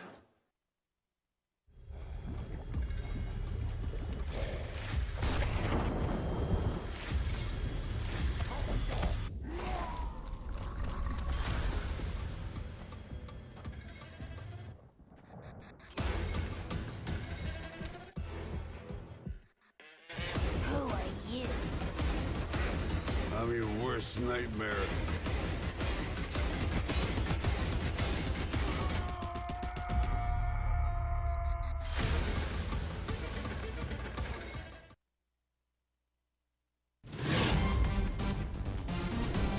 Any ring I step into is mine.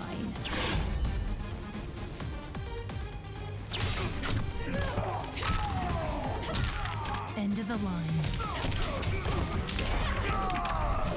Then this fight is now personal.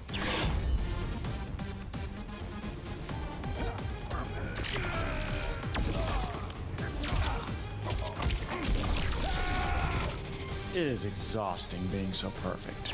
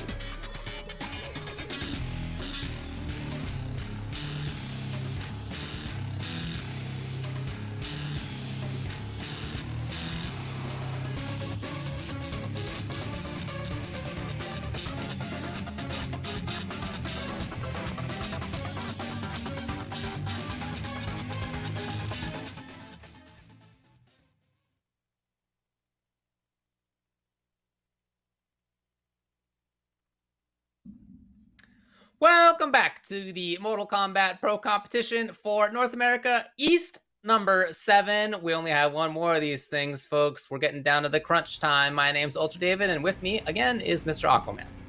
What's going on, everyone? Welcome to the east side of things here today. A lot more action to go. We're only through round number 1 of this bracket. 2 brackets to get through here today. Week number 7, points on the line. A lot is on the line, but I want to tell you guys about our presenting partner here today. Pro Competition is presented by PS4 Tournaments. Go check out PS4 Tournament Open Series. It's a weekly competition for all skill levels with rewards, with cash prizes. Go check it out. Visit the competition center at compete.playstation.com. Sign in with your PSN. Sign in through the game. You can play in those tournaments yourself. Not just the Open Series, but also the Pro Competition that you're watching here today. Let's take a look at that bracket that we're currently battling our way through. So we have winners finals set for you guys. Almost no surprise as these two tore up the first year of the Pro Competition. Hayate and Tweety, a Deadly Rebel Biohazard, and I'm Big Daddy G and Gur on the losers' side. Having big wins and decisive wins early on for guys like Gur, Tweety, and Hayate. But that last match finally ignited this bracket up, David. Abyss and Biohazard, Game 5, doing it at an awesome level. The back and forth was incredible. And we may be going back to watch more of Biohazard. We'll see what comes up here as we're trying to get the next ones for you. Yeah, look, when it came to that match, Biohazard, we definitely talked about how his Kano has kind of been settling on that one Kano build, but then he brought in another one to seal the deal. So he's still messing around. He's still trying stuff out, keeping things around. He's a player who has a bunch of different characters up his sleeve too. He told us that maybe he'd play Cabal, although we haven't seen that yet. Maybe he'd play Baraka. I don't think that's something I'd be expecting, but I don't know. We'll see. As far as Deadly Rebel, which is the match that we're going to be seeing next, Biohazard versus Deadly Rebel. We've seen Deadly Rebel come in here with Cabal. We've seen him come in here with Frost. We've seen him come in with Collector. And it is going back to Frost. This character he used in Top 8 several weeks ago, and it actually did not work out for him. But he's going to go back to it here. Biohazard Kano with Lumbar Check, Chemical Burn, Biopole. That's the one that we have been chatting up. Here we go, game number 1. Set up City over here with Frost and an incredibly aggressive Kano from Biohazard. One thing to note is that when he did come off of that Biopole last game, David, I feel like he played more aggressive because he wasn't staying at that mid-range. He was more so up in your face even more with that cancel the Vegemite. So I liked the change-up last game here. He just has to avoid getting knocked down by Frost in the corner here. That is, I think, the name of the game. These characters are going to be really similar. When it comes to the corner, mid-screen, we'll see how she's able to keep Kano out. Has wonderful big projectiles of her own. Big buttons, back 2. There you see him going to town, and there's a back 2 on command, and it is a mid, baby. No going underneath that Kano. Get that roll out of here. Get it out of here. Oh, plus frames as well, but disrespected. Oh my goodness, Biohazard getting away with a down 1 right there, and look at what he's getting off of this robbery right now, David. But that goes to show you, jail off of your plus frames, ladies and gentlemen.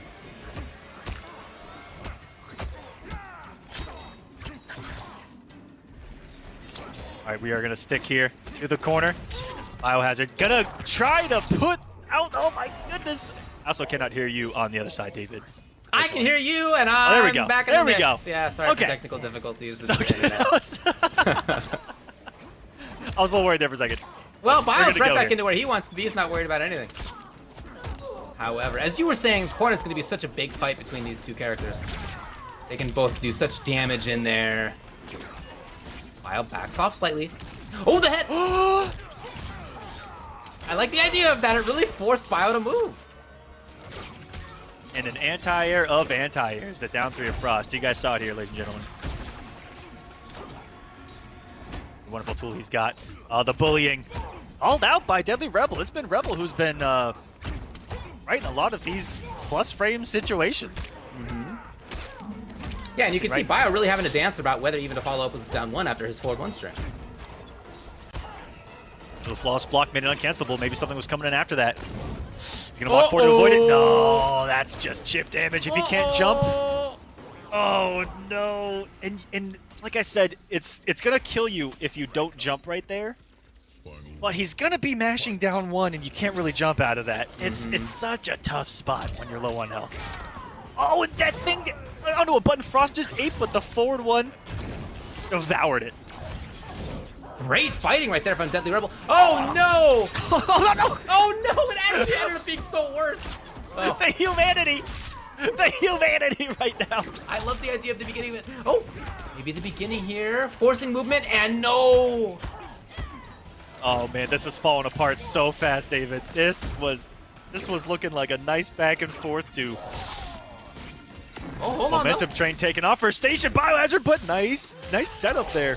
Yeah, using the head to force some movement from Biohazard and then capitalizing with Fatal Blow. It's the third round, why not?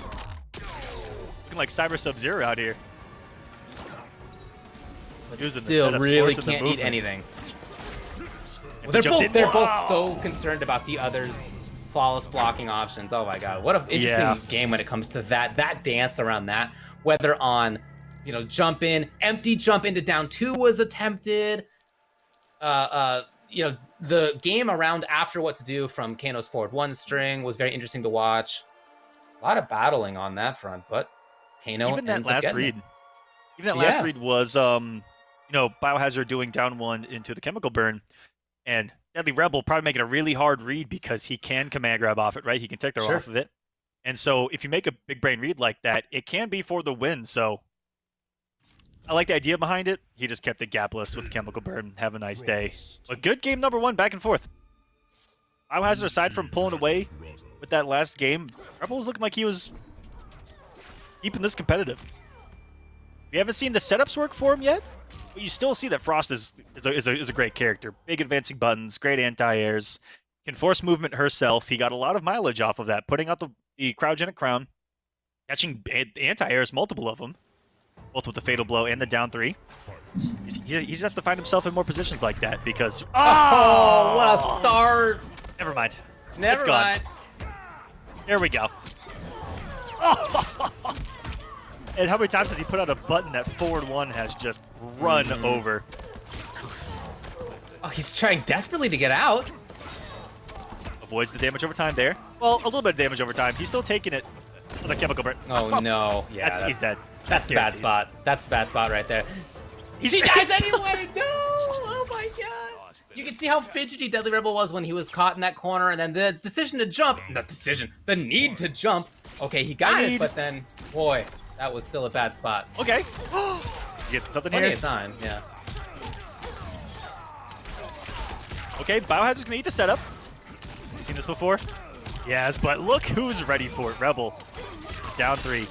Put some respect on it, Biohazard. He's gonna lock up the corner, gets the setup, and this is what we were talking about. Frost, when she gets this going, looks like a different character. Oh no! Well, not actually whip punish right there. The hop, Deadly Rebel, just harassing a little bit here, Shilly, yep, for the end. What a round! That's really what he needed. First time we've seen that kind of extended series. Target for Bio, who starts it off with a really aggressive read. Aggressive and unsafe, and makes another one with a neutral jump through the pressure. He said, I don't care what's happening right now. I'm going to hold up. The Lancy's punish. His backdashes have really been important here. His backwards movement to set things up like that, which has now started all this offense off. Oh, that is layer 17 if I've seen it. I love that. That's so fun. On. Not Biohazard to whiff, but just wasn't ready for it. It's got such little recovery too. Forward 1, a why not button in any instance, I feel like. Showing off the range of her own. Yeah, and back to this kind of mid-rangey play. The head comes out again. Back and forth is really what Kano's trying to be. He does not want to be in an obvious spot where the head can be a problem. Ooh, no commitment. Definitely doable, and I take everything back.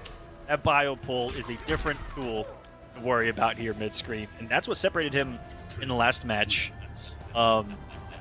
where he felt like he needed to be more up in his opponent's face, versus here, where Frost kind of wants to be at that similar range where she can put out a down 4 or a back 2 safely, right, and play with the projectiles, put out a cryogenic crown. That pull is going to be something to always think about. And are you truly ever safe? That's what I feel like that's added to Kano's game plan, is not only you feel like that's the case anyway because of Kano Ball, but now you have something that's kind of sometimes safe a lot of the time when it's done from a distance. And that turns into significant damage and Oki. So Deadly Rebel's going to go back to Frost. I was curious to see whether we'd see a switch, but feeling good about it. And look, there have been times in each of these games so far where I get it, where I get what Deadly Rebel's going for. It's not that the character's weak, necessarily. He hasn't found enough of those pressure series. And there have been some great reads by Biohazard's Kano. The beginning round start of, ducking under into the down 2, for example, last time. See if the opener is here. Ooh, clean back 2, but no commitment at all. Come back to bite him here. Nope. No pun intended. It's almost like a moving wall here for Deadly Rebels Frost. I like this a lot, what we're seeing right now. It's just slow approach. But I'm telling you, backing off that's the range. Into Biopole, into forward 1. That has been such a thorn in Deadly Rebel's side. Because it's been hitting something that Deadly Rebel presses, right? Whether it be down 1, whether it be forward 2, or back 2. Just sniping him in those moments. Is the back dash going to come here? No. Aggressive. And the back 2 kind of ducking and weaving Frost out of the way to get the crushing blow punished, but oh no! Rebel just left so much damage on the table. Nice little anti-air. Again, using that head to make his opponent move. The pull from way downtown! Then he turned it into a setup. Oh my goodness. He actually could have closed that with Fatal Blow, I think, right there. Gonna hold on to it anyway. Showing the confidence. He's up 2-0 here. Forward 1's his way to a match point anyway. That was a cool little interaction that we get to see between in a matchup that's pretty darn rare. Oh! No punish! That's so sick. That's actually pretty mean right there. I love it. What's great is that the up 3 of Frost has a similar animation where she's just kind of putting the ice out of her chest, and Biohazard with the bio pull, it's like they were mirroring. Oh no, but what isn't mirrored right now is the damage being done, because that's going to be game, set, match, explosion for Biohazard. The 3-0 victory, grabs the beer, calls it another day at the office. Kano, ladies and gentlemen. This top 8 is officially cooking with Kano. That range, backing off, outside of the wake up 3, backdashing, outside of button range. It just gives this character, who already has forward 1 from way downtown, compared to many characters' options, already has things like jump into the sky, look for Kano Ball, already has these things to start things off from farther away than many other characters do. You're already worried about all of this? I know, right? I'm worried. I'm worried. Into like really easy hit confirmed damage from far. Now, some characters can punish it from range, of course, but there's some characters who struggle at that. And that just looks like a big problem for those who do. It most certainly does. You can see at that range he was doing it at too, but most of the time it wasn't being blocked because it was catching someone off guard, thinking that they were safe and thinking that they were at least safe enough to have time to move, to have time to press a button. When that's the difference that Biopull has, is it's instant and it's massive. It's not a forward 1-2 that you're going to see coming, right? It's not a jump back into Kano Ball. It's happening right now. If it hit you, you're dead. So you never really feel safe letting go of block at a certain range against Kano. That's a different threat entirely. All right, so Biohazard, who again came into this week at 3rd in points overall, so in a great position. Only going to be getting more points here this week. He could pass his brother with the victory over him, by the way. They're number 2 and number 3 coming into this. There was only a, 150 point difference between the two, and so Bio gets another win or 2. We will see. It could be interesting going into week number 8. Which one of the Commander brothers ends up placing higher this season? Well, next one we got for you on the loser side is Big Daddy G, of course, with the Sonya. 2 players who I'm not going to be at all concerned that I am unsure which characters they're going to go with. Big Daddy G with Sonya, and it's going to be Gur with Geras. Now, Big Daddy G comes into this, again, having gotten 1st place in week number 5. So he's 9th on his way in. pretty good spot to be. Gur in 16th, and again, only the top 16 make it into the final week. So, you know, Gur's probably feeling okay now after having gotten to at least 5th, but still needs more points to be a little bit more secure and to get a better spot in the bracket as well. And boy, he was a buzzsaw when we saw him before, that's for sure. He blew up Zentai. A very strong player himself. Ooh, both of these guys have pressed every button on their pad. This is an aggressive button check. We just stumbled upon here to get started. Comes the drone. We're not watching his toes. Nice short hop that looked like it was a godlike read on the sand trap. Ends up working out.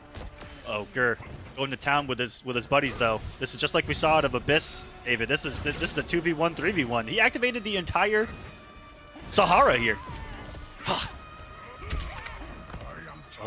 Whole floor becomes quicksand. Nice use of the sweep, putting out some different active frames there. Gur, again, I've seen him play a little bit different here today than before.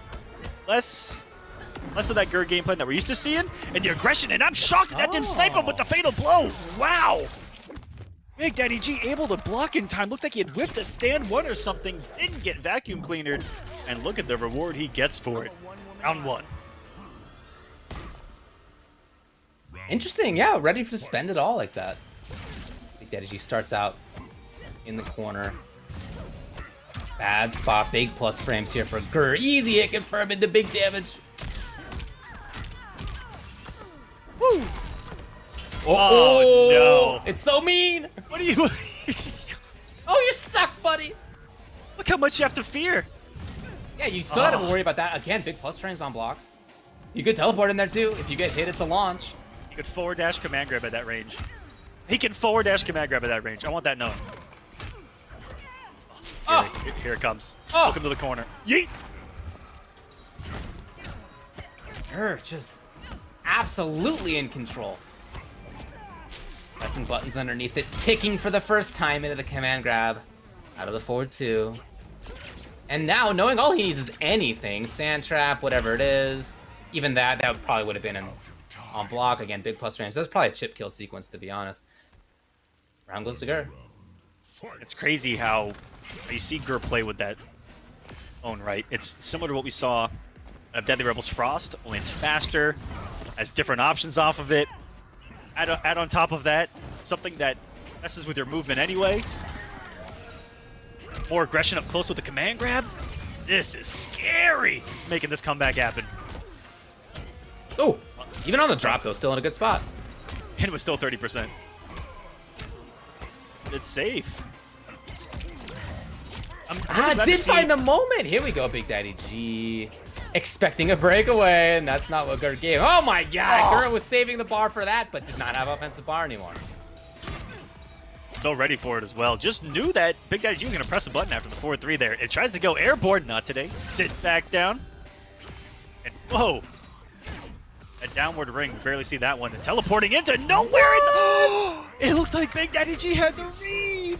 Was that actually... Was it an autocorrect, or do you think he intended to do that? I don't know. It looked like it was right. It was just... Okay, this my sentence is going to not sound correct, but it was right and wrong at the same time, and I think he would be meant to do it.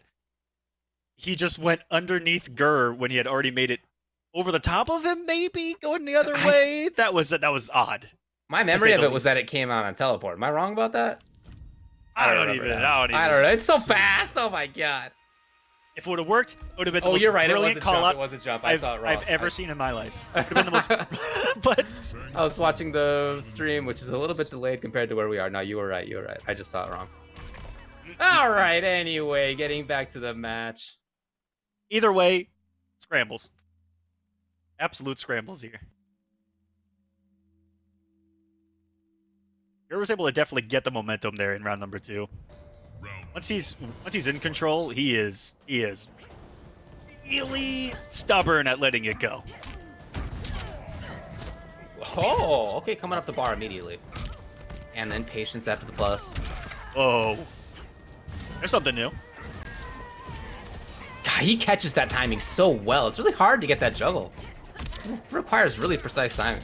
Not gonna lie, I couldn't get it when I tried Eternal, and Dude, I it's was tough. like, nope. To get it consistently and off of Yeah. different launchers too. All right, well, here's Big Daddy G finally close to the corner. Almost there! God, the highness of pack 1. I mean, obviously a Exactly. problem. We all know it. We all know it. That's But exactly shout out it. Sticker for blowing it up. We saw it earlier from Hayate as well against Big Daddy Yeah. G, just putting out down 4, just putting out down 4. Because what's she gonna do about it? There's no quick advancing mid. I mean, not ones that lead into tons of damage anyway. Right. Ooh! What a standing punish right there. Wanted to come off the resources by any means necessary to get the round 2. I respect that. If he would have done the natural ender, breakaway could have come, or could have survived, did a wake up fatal blow, and it would have been game over, and then you would have been distraught. Take the round by any means necessary. This is smart for Big Daddy.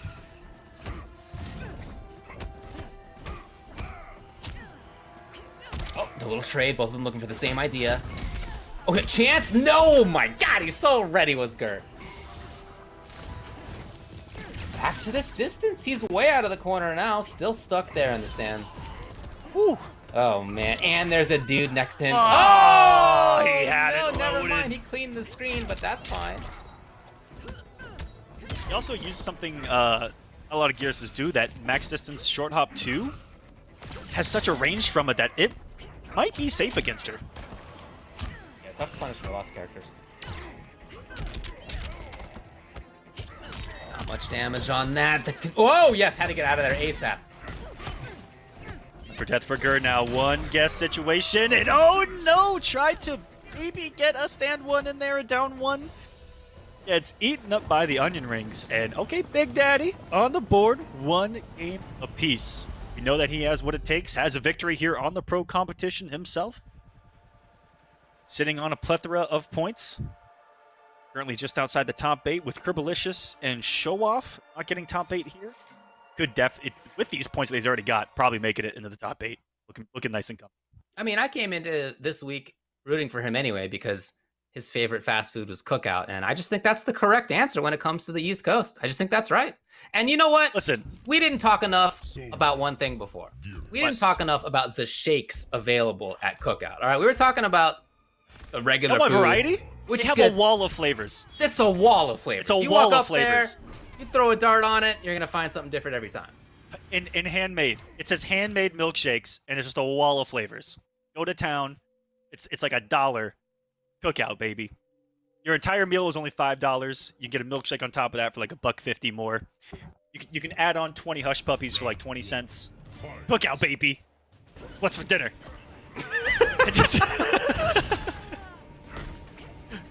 Oh man. Anyways, Trying to get a you new can't tell. I've job got some bias advertising for that. sure. It's, yeah, that's not part of the MKPK, folks. But what I also want to shout out is the fact that he has done this. Before he won that week of Pro Comp, Sonya was on. I don't even know what Gur is doing What are we right doing now. right now? But Back four? Who did Okay. Gur pass the pad off to? My man is Right? aggressive today. Look at this dude. Oh He is my. partying back and forth. I have never seen this much aggression out of him. The hop into sweep from I Gur have was never cracking seen me up some. still. Yeah, not a lot of people do short hop mixes like that, but we are in an online meta where it is a lot more effective. Sure. And of course, if someone's going to use that interactable, it is going to be Gur. Absolutely. And you see health remain. Big Daddy G really trying to stay I on believe. top right now because even chip is a big problem for him at this point. Yeah, can't afford any more of that, that's for sure. The down one, the 6-framer comes to the rescue. 6 frames, good games, as we like to say. Well, we need to give credit to Big Daddy G, who almost single-handedly put Sonya on the map with that victory quite a few weeks ago, right? Made all of us look at her differently. You know, that with a couple of results from Azerbaijan and a few others. Yeah. We're like, man, Sonya's out here playing again. Wait a second. All that hard work, being a character loyalist, paying off. So gotta give a lot of respect, a lot of kudos to Daddy G for pulling that off, and still pulling it off here today. And there's Gur with the tech. Now, we've seen a couple of those meeting his opponent into the sky from Big Daddy G, getting significant damage out of it, too. Gur's D coming to the rescue. It's the overhead again. Juggle it. Oh, God, that's so pretty. 2-1 That's lead now so for Gur. pretty from Gur, and then the sweep just to drive it home. So, Gur has done more command grabs today, or short hops. He's utilizing sweep. Who uses sweep at all? I don't even know. He's been more up in people's faces, a little more active, I would say, and it's looking like he might be onto something here. That is a little bit different from what people I feel like have gotten used to in playing Gur, and I like this decision because something's got to give for him to make a run, right? Not, we're getting to the end of this thing. 5th place, 7th place, 9th place is not good enough for someone like Gur. We all know it. He wants to win this entire thing. And I like that this late in the season, he's not, just getting into the comfort zone. He's gotten out of his comfort zone. It's looking pretty darn good. I like it. He's up 2-1 versus Big Daddy G here. Evolve is the last thing in the Gear saying. Fail, adapt, evolve. Dang. And Gur is living it right now. He did it? Oh no. He's died so many times and it only makes him stronger. Every tournament he loses, he just comes back even better than before. He is eternal. Oh my god, throwing out a down 3 though. I don't know about that. Might need that. Couple extra lives. Avoid that one. Oh, this the punish on 4-2-2. Wow. Oh, interesting. Gotta write that down in my handy dandy notebook. Oh, okay, let's go, Big Daddy G. Well, that said, the pressure's entirely off. No pressure for Gur either, but he's way out of the corner now. Back to the mid. You just never know where he's gonna be. He's so tricky in terms of where he wants to go. The big boy's next to him. Now, I do like the movement that we're seeing out of Big Daddy G, though. He's evading the statues quite a bit. Finding the tax with the KB. Oh! Well, look, Gur's in here. He's gonna have an offensive bar by the time this pressure begins. Oh. The duck, though, from Big Daddy G. Wow, fighting back here. That was a microscopic, like quantum level micro duck right there. Best thing to see it. There's some flawless blocks, and Big Daddy G's flawless blocks have been on reversals a lot for the poke checks of Gur, and that's essential to have. And so is a tick throw into a mid. Wake up short hop though. He was ready for it. The anti-aggressive call out. Defense is really looking good right now for Big Daddy G. Oh, boy, maybe just expecting the splash. I don't know. And now with the life lead, will he stick to trying to zone? I don't know if that's going to be a long term. He's thinking about it. Patience. Ooh, didn't watch his toes on the stand too, but that too can also tick throw. That is a mix-up on top of a mix-up, and I think that's what Gur's trying to establish here. He's done stand 1 tick throws, but not the stand 2 yet. I wonder if that's going to come into play here, and if that's what he's building that kind of fish for with 2-4 and 2-4-1. Plus frames. Oh, tried to make a read on the command grab, and Gur one step ahead there. Just at the 30%. Keep in mind she's got 950 health. This is going to be on the margins here. Oh, it's not going to be enough. Oh boy. Still could be a problem though. As Gur could check certainly. Yeah. She doesn't really have the normals to deal with this. No, this is a really tough spot. And escaping. Oh my god, 14 on the clock. 13 on the clock.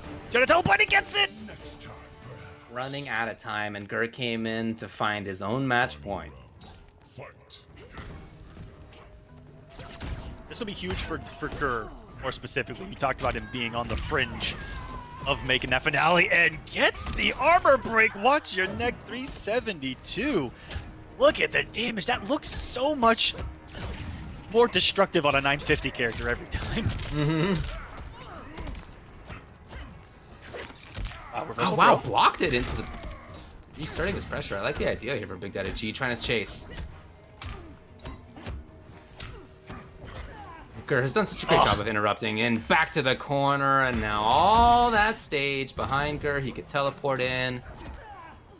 There's the spacing on it. Remember earlier when I was like, he's in dash command grab range? Yep. It's from that far away. Yep. It's from that far, ladies and gentlemen. And now Big Daddy G's got to chase again. Just staying away is not going to cut it. He needs to get back in. But the way the Gur is, guy's movement, you just never know where he's going to be. And just for you guys' knowledge at home, 120 mid-screen for that command grab, 150 in the corner, and the explosion of the clone. Gonna get it for Gur, 3-1. Again, I think that comes down to this newfound aggression that we see on display. Well, shoutouts to Big Daddy G. Had the right call in terms of fast food. That's for sure. Plus, not on the able to do reads it here today in this match. Nope. Now again, he came into this at 9th in points. He'll get some more points for getting 5th place. So we'll probably see him in the finals week. And that's really on the strength of him, again, taking 1st place back in North America number 5. Just couldn't quite get the same result this time. Gur is looking particularly good. So now we have the next 2 matches lined up for you. We have on winner's side, Hayate versus Tweety. And on loser's side, we have Biohazard versus Gur. These are 2 of the more interesting matchups, ones that I've looked forward to very, very much. Hayate and Tweety, 2 fantastic players. Biohazard and Gur, you know they're good too. This is exciting. 4 of the best North American players over the course of years are going to be throwing down in the top 4 here tonight. I want to give a quick shout-outs to Astro Gaming, the official audio partner here of the Mortal Kombat 11 Pro competition. All the caster audio powered by Astro for the entirety of the season. What you guys are hearing me through right now, and what I'm hearing you guys through, is Astro. So shout out to them. Go visit astrogaming.com to find out more information on all of their officially PlayStation licensed audio products. Go check it out. astrogaming.com. So, we've seen, I've been talking about how Tweety kind of came in here and over the last couple of weeks has been second place. Now he's at least 3rd, I guess, because he's already in winners finals. Hayate got 2nd place back in the 2nd week, but hasn't really been playing in this very much. So he comes into this 13th. We all know, you were just saying, he is absolutely one of the strongest players in North America, has been for years. And he's currently in the top 16 that you need to be at, but not in a particularly comfortable position and not in a position that will mean that his seeding helps him avoid some of the biggest killers who will be in that finals bracket. And that's not new either for Hayate. Going back to a lot of the long series over the course of Mortal Kombat and Injustice history, he does have a history of simply not showing up to a lot of them. Sign up for a few, sleep in here and there, having known Hayate for a very long time. But we all know what happens when he shows up for a tournament, right? Enters and competes. This is the caliber player that we see, right? And yeah, he's a little inconsistent as far as entering and actually competing in these events, and that's why he kind of puts himself in that position a lot of the time. But we know that the play is there, and with a big victory here, he might just secure that finale spot. He's already in top 3. That's going to move him around, potentially right outside top 8 in points, or maybe right on the cusp of top 8 in points. Going in the last week, might have secured himself here. So let's see if Hayate can kick it in overdrive here in the last couple of weeks. See what happens. We already see him thinking or trying really hard. If we saw him go to Aaron Black for what looked like a very specific purpose, that looks like a very thinking and very sweaty Hayate here tonight. As far as Tweety, asked his thoughts about the matches before we started this top 8. He said, I feel all right about it. Not stressing much since I got enough points for the finale. Just going to game hard. Well, he's continued to game hard for sure. He also says, everyone needs to relax and give Cole Young a break. All he wants to do is be loyal and protect his family and Earth. I hear that, Tweety, as we start the winners finals between Tweety, MK, and Hayate, who goes back to Aaron Black. Wait a second. I think I was looking for a Fuji. I figured that Aaron was a particular pick that he would have. Sure, and it made sense the way he played it versus Sonya. But here versus Gears, he's going back to the character again. Oh my god, or not, or it was an error. Would you just look at that? Hold on. That was not him screwing up? Dude, I thought for sure. I saw this man hold forward on the stick. I thought that was an error for sure. Okay, we're playing. Massive aggressive read. That's what that ended up being. This is such a tricky rock, paper, scissors match at that range. You never know if Aaron Black is going to let a forward 4 rip, and you quite never know if Gears is going to sand trap. Look at these two. They're just feel each other out right now. Hayate did not want to take the risk. Worked his way in the old-fashioned way, if you guys are taking note. And blew up the gap. You haven't seen anyone else blow it up yet tonight? Mm-hmm. Oh! It's a big punish. Hayate's there. His defense is looking great so far. Avoided the corner, too. Tweety just getting really greedy there, wanting the side switch. And that takes away the gap. And hello! Aaron Black looking all sorts of great again all of a sudden. He's been missing from a lot of tournaments here and there lately. Good to see the gunslinger back in action and taking the round. Hayate. Oh man, all the feathers. Oh man. How many birds was that? Only one bird came down, but 17 birds worth of feathers exploded. Come on, NetherRealm. Really funky time. Oh wow. Uh-oh. That is a ton. Double acid. And the whip punish. Oh, he didn't believe it. So here's Tweety capitalizing on his opponent's error. Looking for a breakaway. What a game. Okay. Yeah, another big error there. Yeah. They already eaten all of the damage. Tweety loves that dash throw mix up. Never know if he'll come up into a 1-1 or at the same range, right? Forward 3. It's the button that we're going to be talking about an awful lot here. Oh, look at the disrespectful slap with that vial of acid right there. My man's already gone through 6 reptilian bodies worth of acid just in this match alone. He's got a lot of them. Right now, wow, finally, the check came. Tweety's in for pressure. Very slight. Hands off a little bit. No risks on the flawless block as Hayate. Now they both have these fatal blows. 2 of the more oppressive ones. You really got to consider it. Oh yeah, do you see they're frozen? Oh my god, look at the time! The immediate lack of pressing buttons is astounding Hayate right now. Actually can't afford all. Oh my god, That was disgusting. Sure. I love Are you kidding me? Hayate. And he went right back in for the mids right there too. Yeah, his defense was good. His offense was good. He was patient when he needed to be. Really, really nice play from Hayate's Aaron. And I'm not seeing him take the risk with forward 4 or a slide at all. If he feels he needs to close the gap, he's doing it the old-fashioned way with, you know, walking and blocking. Aaron Black does not possess a wave dash. So, you know, and that's a drastic change for Hayate coming from Fujin to back to Aaron Black, right? Is that there's a huge mobility gap in those 2 characters. Fujin, arguably the most mobile character in the game, not just in specials, but also on the ground. His forward and movement back is absolutely absurd. As it should be for a wind god, but Aaron Black, he has to slow things down a little bit, and you see the more calculated, slower approach really paying off. He's avoided every single sand trap almost, worked his way in. Had some beautiful flawless blocks here. That was one of the clutchest ones I've seen to date. And the patience when they both had fatal blow, you saw him not want to overcommit at all. Blocked every single sand trap and just walked his way in. Ends up paying off. All right. No change out of Tweety. Not expecting that. And now, oh my god, it's a big read early. As Hayate gets significant damage out of his 344, and then back to that kind of patient style. Sure, Hayate's blocking a lot here. Tweety's checking. Yeah, but Hayate really just walking around. Okay, seemingly with this slow approach. Yep, just dash, chill dash, and gets in range. What a side switch from Tweety, and the stand 3. That's one of his favorite things to do. That's Tweety specific with the character. Oh, that's just gonna hurt. No breakaway either. Something you gotta respect because Aaron Black has one of the most disgusting anti-armors now in the game, mind you. Safe on block as well.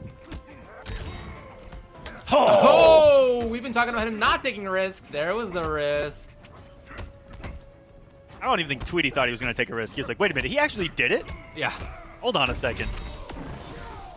Oh, sniped him, and this should be enough. I'm pretty sure the scaling on this is not as crazy as we think. That should be death with the gauntlet. What a flawless block back. Tweety finally with an answer of his own. It had been Hayate. On point. With the flawless blocking of the counter pokes, of the jump-ins. This will be good for Tweety to get settled here in the match. Yeah, Tweety's where he wants to be now. Harassing, getting the grab, the mix-ups have begun. He's here just for down 4, though. And backing off. And doing, honestly, over time, a pretty significant amount of chip damage, or just straight up getting the hit. Calling out the movement at the appropriate time. Oh my god, again. Breakfast here. The empty Dude, jump down. the field. Oh. I don't think there's a soul on planet Earth that doesn't have an unholy reaction to that happening. Dude, that feels you're the biggest genius in the world when that works out. It doesn't look like it, but it is so galaxy brain that it hurts people. I think it hurts their brain. Overcommitted? Maybe try to cheeky little American reset right there. I just feel the pressure of having no health. 6 frames, good games. But he's on the board. Okay. Yeah, I think we expect this one to be close. No doubt about that. Jack in the Box. Tweety's favorite. I just watched it back, and it looked like Hayate may have been going for a reset after seeing the breakaway. Maybe try to catch him waking up buttons with the end of that string to go for the crushing blow victory. I do the same thing with Kodokan's forward 1-2-2. If I see someone break away, I commit to the whole thing, and a lot of people like to wake up buttons in that situation, so it claps them on wake up into a crushing blow. I like that idea as well. Tweety just blocked and didn't get aggressive in that moment. Really big note right there, because that's really specific stuff. But you're right, Tweety, Jack in the Box. Jack in the Box! Tweety's one of those guys that definitely likes everything, you know, isn't the most fancy person. I know me and him have had long discussions about how great Little Caesars is, and I will never talk bad about Little Caesars. It's the clutchest $5 to $6 on a pizza that I spend. What about you guys? I'm on board. But I like his food takes. Oh wow. So I might have to look at Jack in the Box a little different. I've only had it once. What do I believe? All right, well, as we're prattling on about this, already some very interesting decisions by both players on defense and on offense. It's Hayate really trying to pester. Finding the opening. Yeah, we've seen this quite a bit here from Tweety, interrupting with down 1, trying his turn. So a lot of back and forth right now. Right, underneath. Pushback on stand 3, wow. We got neutrals reset. He's out there on the approach, just moving forward, blocking for the sand trap, moving forward. That makes the read. Because he knows that there's nothing that the opponent can do. During that time, Gears is stuck. Uh-oh, Tweety is a dangerous man. He's scheming for it. Hayate playing so safety first right now. Look at how he's just holding on to that block button. Woo! And look at that. That allowed Tweety to just dance around him into the throw, and now Fatal Blow Raw.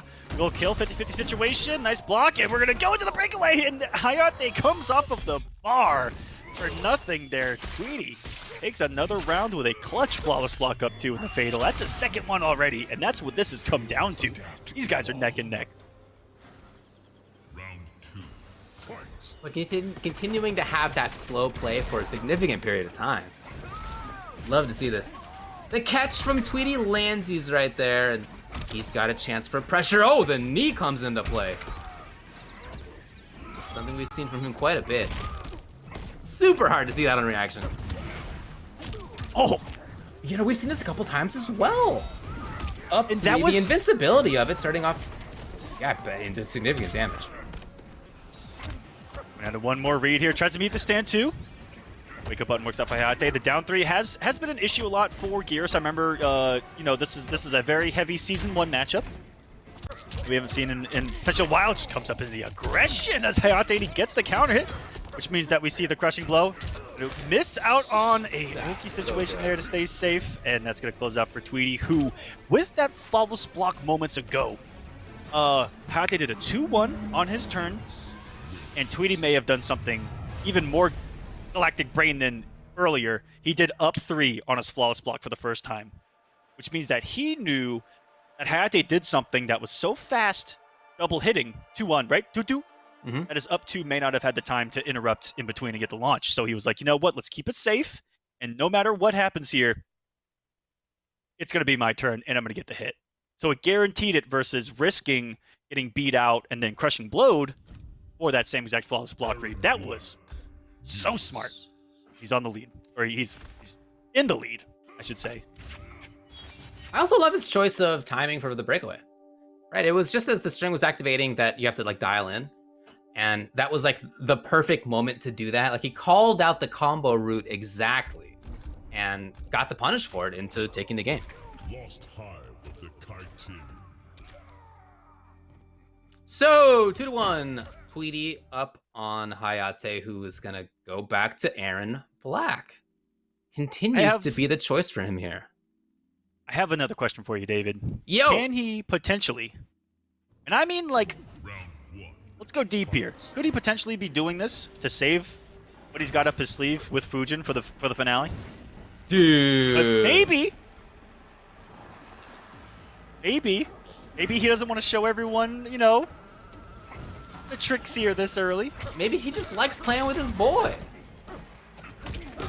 I mean, he's doing pretty well with his boy, that's for sure. He most certainly is. Could be testing the waters as well to see if, you know, what matches he might have to use Aaron in if he's not feeling fully confident with Fujin in all of them. Just straight up. Oh my god. That was the last thing I frames expected of right jump there. early jump kick. You know, the opponent blocks, it's their turn. Okay, they're gonna do something. Great read by Hayate. We've seen a lot of reversal throw on jump-ins here today. And I think, oh no. Yeah. Oh, no. There you see the downside. That's why you usually see the up two. Right. Not the up three that we saw earlier. And now he's gonna be back to being like, you know what, I'm just gonna up two now. Screw it. It's a real aggressive down two too. Oh goodness. Set. Now he's away where he can take a little bit of life over time. I feel like he finds this almost every time. He's so good at calling out when the opponent wants to move. You know what Gears knows what they're doing when they are consistent at meeting someone on the ground off of a jump in with a sand trap. Because that is really hard to do. You know, you talked about the conversions that Gur had off of the launch of the clone. It's the same thing when reacting to someone jumping. Here we go. Out of there instantly. Definitely didn't want to eat that acid setup. Oh, he's going to eat some acid anyway. Here you go, buddy. And the disrespect. What a waste of a vial. Pretty decent damage for it, though. That acid pour, pretty good special. And it's the slow play again. It's Tweety. I can't tell you how many times he has hit this. And I understand why he would back off, as we're seeing right now, because he just feels so confident, it seems, that he'll find something. Even if not, he'll find chip damage. He'll get out of a bad situation. He'll reset things. Oh, Tweety does it again, though. Look at the time. It's 4 on the clock. It's not enough for Hayate. Oh, and with no. Aaron Black's super long throw animation, it's especially not going to be enough. I've never seen that animation what of in Aaron the Black's. world? Did you see that? That was great, yeah. It looked like he faked it, like he got shot. It felt like he was in a play.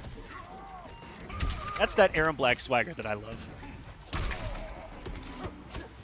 That was a good reaction with the down, too. Oh, Not expecting the jump splash to connect, but Tweety's right back in there. Looking for a break. And Hayate guessed right finally. I feel like that's so commonly been Tweety getting the right call. Dude, there's so much chip damage from these things. Look at how much this adds up. Yeah, now that you mention it, just looking up, you're like, wait a minute. There's so much. He was at about 30% a second ago. He's probably done 10 or 15 of those on block in this game. It really does add up. Okay. Wonderful defense by Tweety. That was textbook anti-Aaron Black right there. A lot of people, and you saw it earlier in Hayate's previous match, get away with that rifle, but after the string, catch him in the corner, gets the launch. Not today, and Tweety's going to send a message. And he's going to rip this man in half. Look away if you guys just get it. Fatality. Gears wins. Whew. I don't think we're going to see him in the next game if that's what just happened to him, David. I don't know if there's any coming back from that. He's dead. That's it. That Aaron Black is out of here, and it's out of winner's side too, as Tweety moves on into grand finals on winner's side. So, you know, it's going to be a fight back from losers for Hayate. Curious to see whether that happens with Aaron Black or not. We'll find out in a little bit. But Like I said, I think Aaron Black might be dead. So if there's a time to see the Fujin, okay, he's now gone. might be it. Gone permanently. He's out of here. I don't think that what happened in the flesh pits or whatever happened to him in his past matters. He got ripped in half. And that's about all we can say about it. We'll see what happens there on the loser's side. He will have to try to make that run. We'll see who's going to play him here shortly. But before we do that, I want to give another shout out to PS4 Tournaments, presenting partner here of the Pro Competition. Guys, go check out the Open Series. It's a weekly competition for all skill levels. Visit the PS4 Competition Center, one destination that has Mortal Kombat content. Gives you an insight as to how players play, tips and tricks for all the characters, and all skill levels as well from beginner to pro. Go check out compete.playstation.com and sign up today. Look at that bracket. It's a good bracket. Tweety in grand finals. Losers finals will be high, I'd say. But who will he play against? It will be either BC Biohazard or DF Gur. So we just saw a match that we knew was going to be good, and we know that this match is going to be good too. Biohazard with the Kano, I think is probably my expectation here.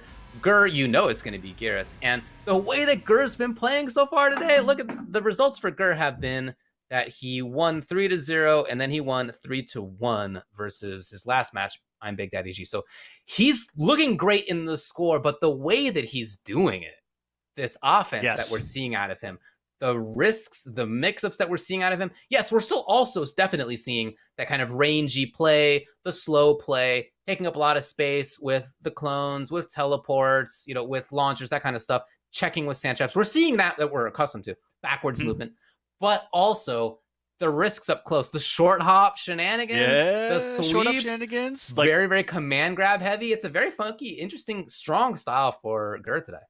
I'd say on average, his stats per match before this tournament to me are an average of maybe 1 to 2 command grabs per set. And he's averaged about 20 to 30 here tonight. Yeah, that's per round at minimum. Yeah, so that's the major difference. Now we are going to see a very high, potentially high octane matchup here, because someone's going to be doing that as well on the other side, and it's going to be Biohazard. So we'll see who can get what going. It's going to be a lot harder, I think, for Gur to keep Kano on the ground. You know, that's where the command grabs might be tricky, is that this character can always just jump back and look to react, right? Can always jump back, look to react. Major plus side, though, Geras doesn't have to hold this forward one crap. He is one of the characters that can crouch it and interrupt it with the 6 frames. That's going to come into play as well. I think that it's going to be an up-close battle. It's not it's not going to be easy for Gur to keep Kano away, and vice versa. I think it's going to come down to a nice slobber knocker up close. Yeah, and thinking about how the character's options kind of interplay, I would think that Sand Trap punishes the Biomagnetic Pull, and I would also think that Biomagnetic Pull punishes Sand Trap from pretty far away. So those options are probably going to be, maybe we're not going to see them as much. I don't know. We'll see. I don't play either of these characters, but that's kind of my guess of how that interplays. And these two, it's always been a blast to me to watch them play, because these are the two kind of big body grappler type players that are the most prominent in the scene. And yet they commonly will play different characters anyway, right? They kind of have like, they're grapplers, but not necessarily with the same character. For me, as a big grappler fan, that's always a treat to watch. Round 1, fight. Here we go, losers. Semifinals, and we start off with it, David. The raw pull at round 1 fight gets Gur off the defensive bar, and now he's gonna go in. No! That was the ultimate. Don't come at me, bro. Froze time. I've never seen that as an anti-air. You're out here showing off a little bit. You find yourself in the corner, and you see that Biohazard doesn't want to go beyond the forward one or risk getting clapped himself. Geras things, baby. And here we go. We're swinging at the big read of the command grab. If only his was a mid of his own. Look at the cash out. Over 40% on the down, too. And Dude, Geras that's one of my favorite down. things to watch. That might be my favorite anti-air in the game. I love just seeing Kano spin in the sky as shifting sands is preventing him from... Oh my god, beautiful. So you're talking about that's an important defensive tech for Geras in this matchup. Gur was super ready for it. Fight. Oh no. Go through interactable. Suck out of there anyway. Here the corner. Nice distancing by Biohazard on their max distance, and that's catching Gur off guard, not expecting those frames to be there so fast. Oh, and here's another tick throw. I talked about the 4 or the 7 that he had earlier. Really forgot about jumping. Don't worry about the 1-1 mix up there as well. And there's the mobility of Kano coming into play. Of Kano? What is this? I'm talking about the mobility of Geras. I was about to say, what in the world? Who taught Geras instant transmission? That's what I want to know. Checking, and he's got pressure now. And it's really just going to be a couple more hits if he can do it, but it's not going to happen. It's a rare wake up 3 from Biohazard. Final round. Fight. Oh. No, you just don't want to. And he blows up. Oh, everything working out for Bio. Bio in round number 1 end up taking it by the raw pull to start and getting Gur off the defensive bar. Same thing here in round number 3, but Gur with the quick turnaround regains the health lead rather than lose that momentum. It's not really going to matter here, and again, as Geras, you feel a little bit less threatened, I feel like, David, just because he's not jailing those plus frames on you and putting you in that immediate life or death situation. Here, Kano, as savage as this is going to sound, has to think just a little bit more in pressure. So far, it's not even about pressure in this round. It's about him just trying to get in one time. It's been about Gur keeping his distance, finding his way back to mid-screen. No, completely. Well, okay. Finally, and then the check here with the Bio pull. Hasn't led to a lot of damage, though, and this has kept Gur in it. There's the mid-command grab. In-hit advantage. So many things to worry about. Even gets the punish. That was so much time had passed. Still in the recovery. Tries the flawless block, ends up getting short up of his own, but out of there anyway. Gur, slight health lead, puts out the clone. He's gonna go in behind it. Oh, I love it. He just got out of there. Wasn't confident enough. Look at the time now. Oh! That was a counter. It wasn't that was not a punish. Not he a pressed punish. something right there. What was Bio trying to do? You think another one? That'd be the real madness. Game 1. Yeah, this set I thought was gonna be pretty sick. Already looking good. I'm really curious what he pressed right there. That's interesting. Good reaction by Gur, though, just to see the space on the screen. Probably wasn't going to get punished himself if that thing was blocked. Because look at the range he would have blocked it at, and then you have to calculate the push block afterwards, and it's, man, he's going to be out there in Saturn. There's no way. Gur on the board here. That was a good game 1. A little less, up close, like I was kind of reading. Gur actually did a phenomenal job at being so active in his mobility that he stayed away from the range of Kano. And you saw how many times Biohazard lost his turn, having to only do forward 1, and then Gur just ends up being right. Now we got a little bit of a different situation here. We mentioned that when we asked Biohazard, hey, which characters might you play today? He did list Cabal as one of them, and just in seeing him play on his stream and the like, he's been playing the character a lot. He thinks the character is very strong. It's, of course, with air, slight gas, and hook grab. Very standard layout for that character, and we all agree that the character is obviously very good. But I also take your point that it's so rare to see Bio playing a character that does not have a command grab. Now, what is normal is Biohazard playing a character that can puke damage. So, on that note, absolutely, because here we go. That was with a jump in. We're going to see about 40 here. Oh.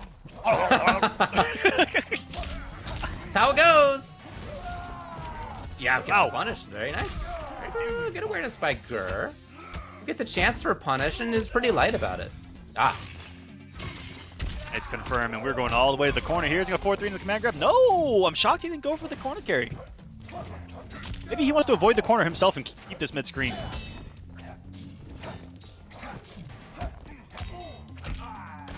They had the same idea. Gur tries it out. He does need to make a slight comeback here. It's not by much. Oh, what a delay. Very good delay in that. Absolutely, that's the round right there for Biohazard's Cabal. He just put in enough frames right there for Gur to think, oh, okay, maybe there's a throw, maybe I micro dog, maybe I do a button or backdash or whatever it is. The setup. Nice early breakaway. It doesn't avoid anything in the end. Oh no! That's one of the worst feelings in Mortal Kombat, baby. You come off your bar, and that may have helped him convert that. Wait a darn second. I was gonna say, I think so. I think that's what happened. Oh my goodness. That was so genius. Oh my god. Okay, here we go. I watched it back, and I think that's 100% what just happened. Oh, it's so pretty. Making it a flawless block. He is just trying to take away every bit of momentum for Biohazard. In the corner, is that going to be enough on the end? Not today. Let's worry about Fatal Blow. He's with the jump kick. That's a really good knockdown to do a jump kick as well. It covers so many options in the corner. The knockdown has good hit advantage in order to pull it off before someone tries to wake up with buttons, etc., etc., etc. And that flawless block was kind of wild. Was that just on the raw second hit of that string? Or is it showing off now? What a pickup. Come on. Yeah, Gurr installs the sands, and now good looking getting out of this situation. Oh! That was actually a whiff punish? Okay, he definitely called him out for it. Oh no. That's still a lot of damage. 250 for that jump. That's what it cost you. Okay, well now, it's gonna be tough to whiff anything because there is, if that even comes up, and it's gonna be... Whoa! Yo! Yeah, I feel like that was the anti... Was that... Wow, okay, well it doesn't end up working out at all. Anyway, it's Gurr who's up 2-0, but... Biohazard maybe intentionally walked forward like that? That was like a... I mean, if a character's gonna do that, of course it's gonna be Cabal, right? That walk speed... That was so cool. That's one of those interactions you rarely get to see because you don't get to see a lot of Gears has used that a lot. And again, what I'm loving out of Gears' play is not just the command grabs. It's been him using that an awful lot more and causing madness. Madness that we just saw. We also saw a godlike conversion because of it. You see Biohazard be a little lost in the sauce, especially in the corner. Gears been a lot more aggressive in putting it out in the corner. And Biohazard, yeah, going back to Kano, who looked good in game number 1. It was down to a hit. You know, the switch to Cabal definitely to I think, test some waters here. Yeah. But we're going back home. I think that's my read on the situation as well. He was super, super close to taking it in that game number 1. Didn't need to switch. It wasn't a requirement. But, you know, he's secured his spot in the top 16 in the finals league for sure. He's coming into this 3rd overall. So I think there might have been him just trying stuff out a little bit. Back to the character. What brung him for the most part? What a pickup. A little bit more damage. Costing 2 bars from Gurr. You get some huge damage here. I'm shocked he's not going for the corner carry, though. That was a punish. Bio was there. He's going to get some pressure here as well. It's his turn still. Let it rip. All that early conditioning, right? Ooh, and the bad spot. That's just not. No, the bad place off, man. Oh, no. Is he going to start off with round 2 fight pull? I think you just can't do that in this match for fear of sand trap. I don't know. We'll see if that interaction comes up. All right, so the clone's out of here. It's Bio. Still has the corner. Ooh, the spacing. No. What a down 2 because he had 3 dot damages on him, I believe. Oh, what happened to that health bar? It's gone. It's gone. 90% of it. See ya. That's it. Yep. That's, oh my god. Well, that looked a little bit stronger again. Look, the Cabal, not that it looked bad, but that was, ooh, super strong. He had the dot damage on from, I forgot the input. Is it forward 4 or forward 3?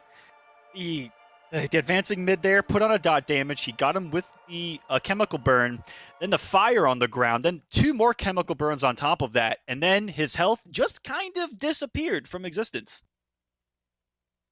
Yeah, that back 3 starting things off for Kano. That's looking good. Looking good.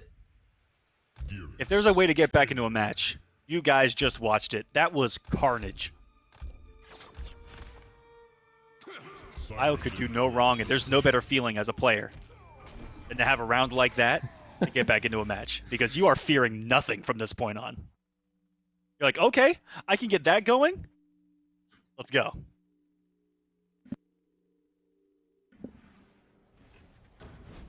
He was definitely able to get in and party a lot once he got to that corner. We haven't really seen him having corner control in this matchup much yet until that game. Tried, that was actually the beginning, did you see that, of the sand trap? Just didn't even get it out in time. Grounded approach and the wake up by Gurr. Gurr is Not shy whatsoever from wake-up buttons, though. That's always been in the arsenal. He loves abusing that wake-up down one, the delayed wake-up in the down one, and oh no.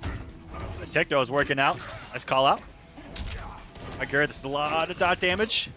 He gets out of fire. This might be GG's. Grr. Okay, I believe. Oh, he could do it, of course. He's honestly 2 mix-ups away. Ah, the big one. Okay. Hoping to see a button come out from Bio. Nothing doing. Round 2. Fight. Third round in a row for Biohazard. I'd say the momentum has completely shifted. Rest in peace, Cyrax in the back. Just want to point that out real quick. Now that we've acknowledged it, we're moving along. There's some more offense, and there's the Gearus specific duck of that string. And that has been huge for him. Funky little staggers here from Bio. He's trying to be as tricky as possible. Oh my god. Whoa. Okay. What a sick pickup, actually. That's more of what I expected coming into this. These two have still played a crazy mid-range and full-screen game. Wow. Pretty rangy, no doubt about that. It's Bio still pressuring. So good. What a call. He knew that Gur was going to try to press buttons there. Oh, 4 Knew it straight right rounds. I think 20-plus phenomenal reads. Not only do we have a match, but we are looking at the cusp of a reverse 3-0 if Biohazard continues what we are watching right now. Whatever this is, scary. What this is good, just on almost everything. That read right there, that offensive flawless block read. Super, super good timing. We have been talking about how Gur likes to press buttons there. That's right. It's something his character can do. He makes good use of it, steals turns with it. That's a way to blow it up. Biohazard was ready for it. He finally called him out. Checking him with the down 1-2 with the flawless block. Up to, which was, I think, just the icing on the cake, really. It may not be... He actually may have already put the icing on the cake. That may have been like the... I don't know. The frosting where it like spells out something on top of the icing that's on top of the cake. Because he has been rocking these last 2 games. Let's see if he can continue it in a Game 5 situation. Can Gur stop the reverse 3-0 and get those much-needed points? I think for him, this is more of the must-win situation. Oh, sure. Absolutely. Bio came into this looking great on points. Talk about those wake-up down ones, too. He's never shy. Okay. Oh, no! No punish? Well, he was expecting to block. It just... It had reached its terminus. It's a good trade there and avoids the knockdown. Again, that closes the gap. Ooh, no plus frames this time. He teleported the shenanigans by Gur. Oh. Missed out on a big combo there. Wasn't expecting to jump into work. Very pre-committed to stand for. This sure what kind of shenanigans he was looking for off of it? Gur, it's just very... Even he doesn't... What a series. The man did teleport in forward 2, teleport into sand trap. he thinks so far ahead. I feel like it's hard to play against because you don't even know what's coming next because he's already such a madman. Oh, far away for the pull this time. And what a... How did you place that perfectly, Gur? That was insane. He knew exactly where the Kano ball was going to be when it touched the ground. So it's match point for Gur. He just pulled off an Einstein-level equation to figure out when he was going to land right there. Yo, NASA should hire Gur. That's all I'll say. Got him on the punish. And, okay, well, that's why we see sometimes up 3 from Tweety, for example. Exactly. Oh my god. He's really harassing. Oh, out of the sky as well. The huge hitbox of that laser. Now, Biohazard close to the corner, certainly within forward 1 range. Yep, there it is.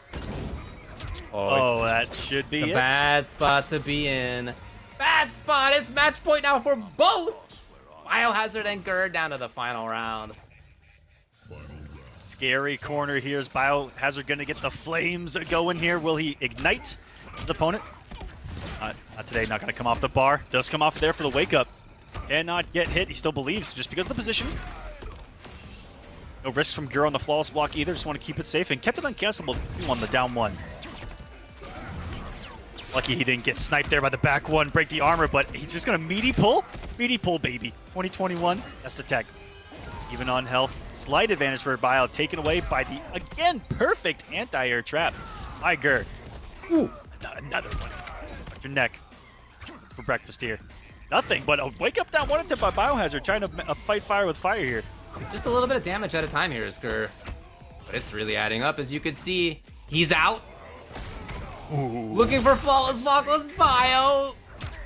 And now, big threat on both sides. Will he get out? Yes. But next hit, either way, could do it. So scary, gets him with the pull. And it's not going to go to fatal blow, absolutely. And this does not, I don't think this scales at all. This is 100% dead. I think Biohazard has won this. Not going to say it until it says it exactly. And here we go. Biohazard, David pulls off the reverse 3-0 here in semifinals. After the switch to Cabal, game number 1 was close. Goes to Gur. He makes the switch, tries Cabal a little bit, tests the waters, ends up drowning, goes back to Kano, goes back home, and something different clicked. There was just something about going back to Kano, going back home, and just sometimes it's a match made in heaven. And that's exactly what Biohazard and Kano is to me. One thing I would say about how Gur played is that as the set went on, it looked more and more like the Gur that I expect, which is really good. Yeah. But also like not as offensive and insistent about pressure, and a lot less command grabs. I was just gonna say very few command grabs. We didn't see a short hop at all, I don't think. We didn't see a sweep that I can recall. It was much more about the kind of stuff that he feels comfortable with. And in that kind of situation, the opponent is threatening to reverse 3-0 you. Like, it's understandable to sort of revert to the things that you feel comfortable revert back in. into that kind of pattern play that, you know, and all of us have been there. I'm sure you too, David. In bracket, you know, one of your boys comes up and goes, "Hey man, you've just been doing this, and this, and that's it." And it's like, oh man, I really have been kind of patterning, haven't I? My bad. It is definitely doable. Gur does not stop the reverse 3-0, but more importantly, gets a ton of points on the week, going out at 4th. So congratulations to Gur. That's going to help try to secure him into the finale. You know he's going to be in here sweating in week number 8, David. You know that's going to be coming. Interesting. We got a couple of Canadians in losers finals. We got Tweety hanging out in the grands. Gonna be fun. A couple matches that we have remaining here. Fun to watch. Yeah. Got a few matches coming up, guys. Losers finals and grand finals. But don't go anywhere. We're gonna go to one last break. Go check out Amazon.com/Mortal Kombat and rep your realm, baby. It's the official Pro Competition merch store. Browse the apparel featuring your region's league and favorite Mortal Kombat 11 characters. Look at Scorpion, Melina, and Sub-Zero on your screen. There is more available at the link, so go check it out, guys. We got the last 2 matches coming up. Don't go anywhere. We're going to close out the East portion of the Pro Competition week number 7. Don't go anywhere. More Mortal Kombat coming right up.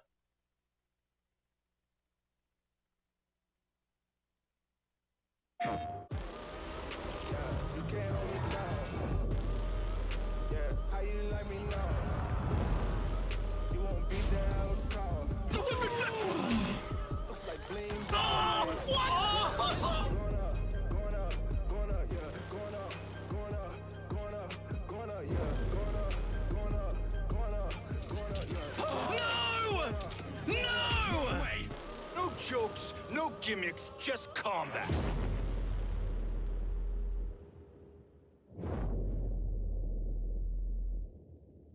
PlayStation.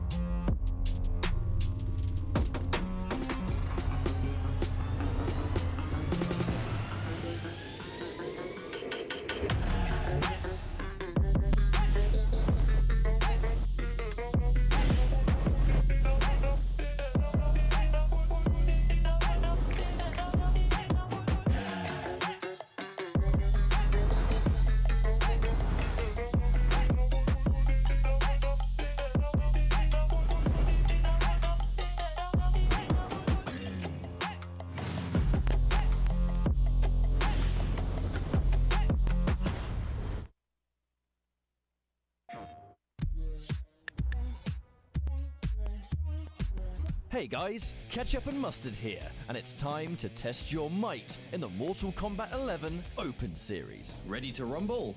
Power on your PlayStation and head to the Events app, filter by type, and select a convenient date and time. Boot up MK11 and locate the PS4 Tournaments menu option.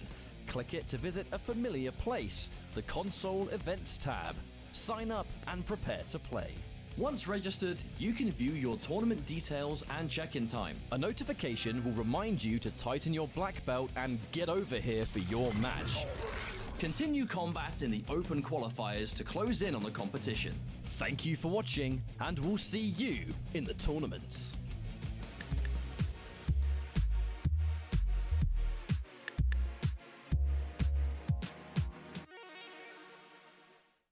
PlayStation.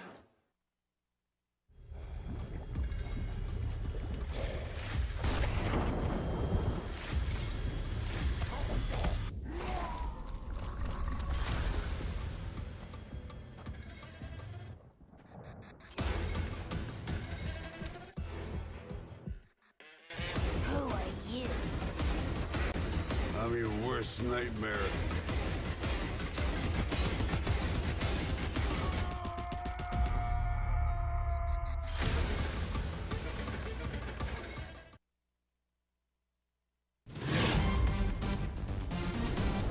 Any ring I step into is mine.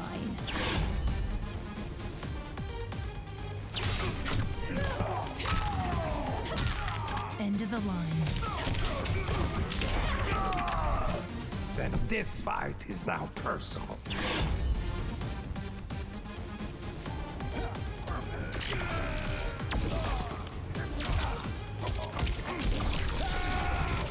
It is exhausting being so perfect.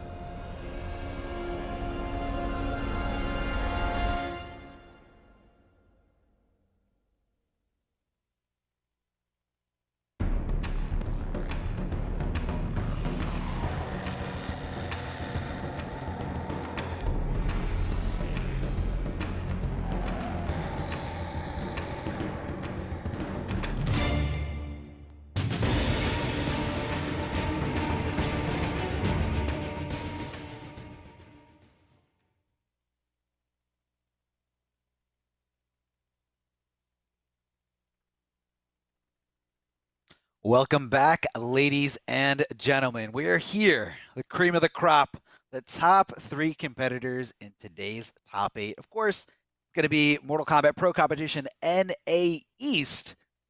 My name is Darth Arman. I'm joined by Mr. Aquaman, who's just been watching this carnage unfold, man. I mean, so many good players in this bracket, and it's really cool to see, kind of a mix of old school versus new school, players that have been around since, I guess now Injustice 1 is old school. And then, that's what it was across the board. Hayate, Big Daddy, Tweety, Deadly Rebel, Abyss Bio, Zentai Gur. That's all 4 of those matchups you could say was a little bit of a veteran versus a young and up-and-comer, right? Exactly. Yeah, exactly right. And I mean, today, not saying that every time it's going to happen that way, but today, the old school or the more veteran seasoned players did come out on top.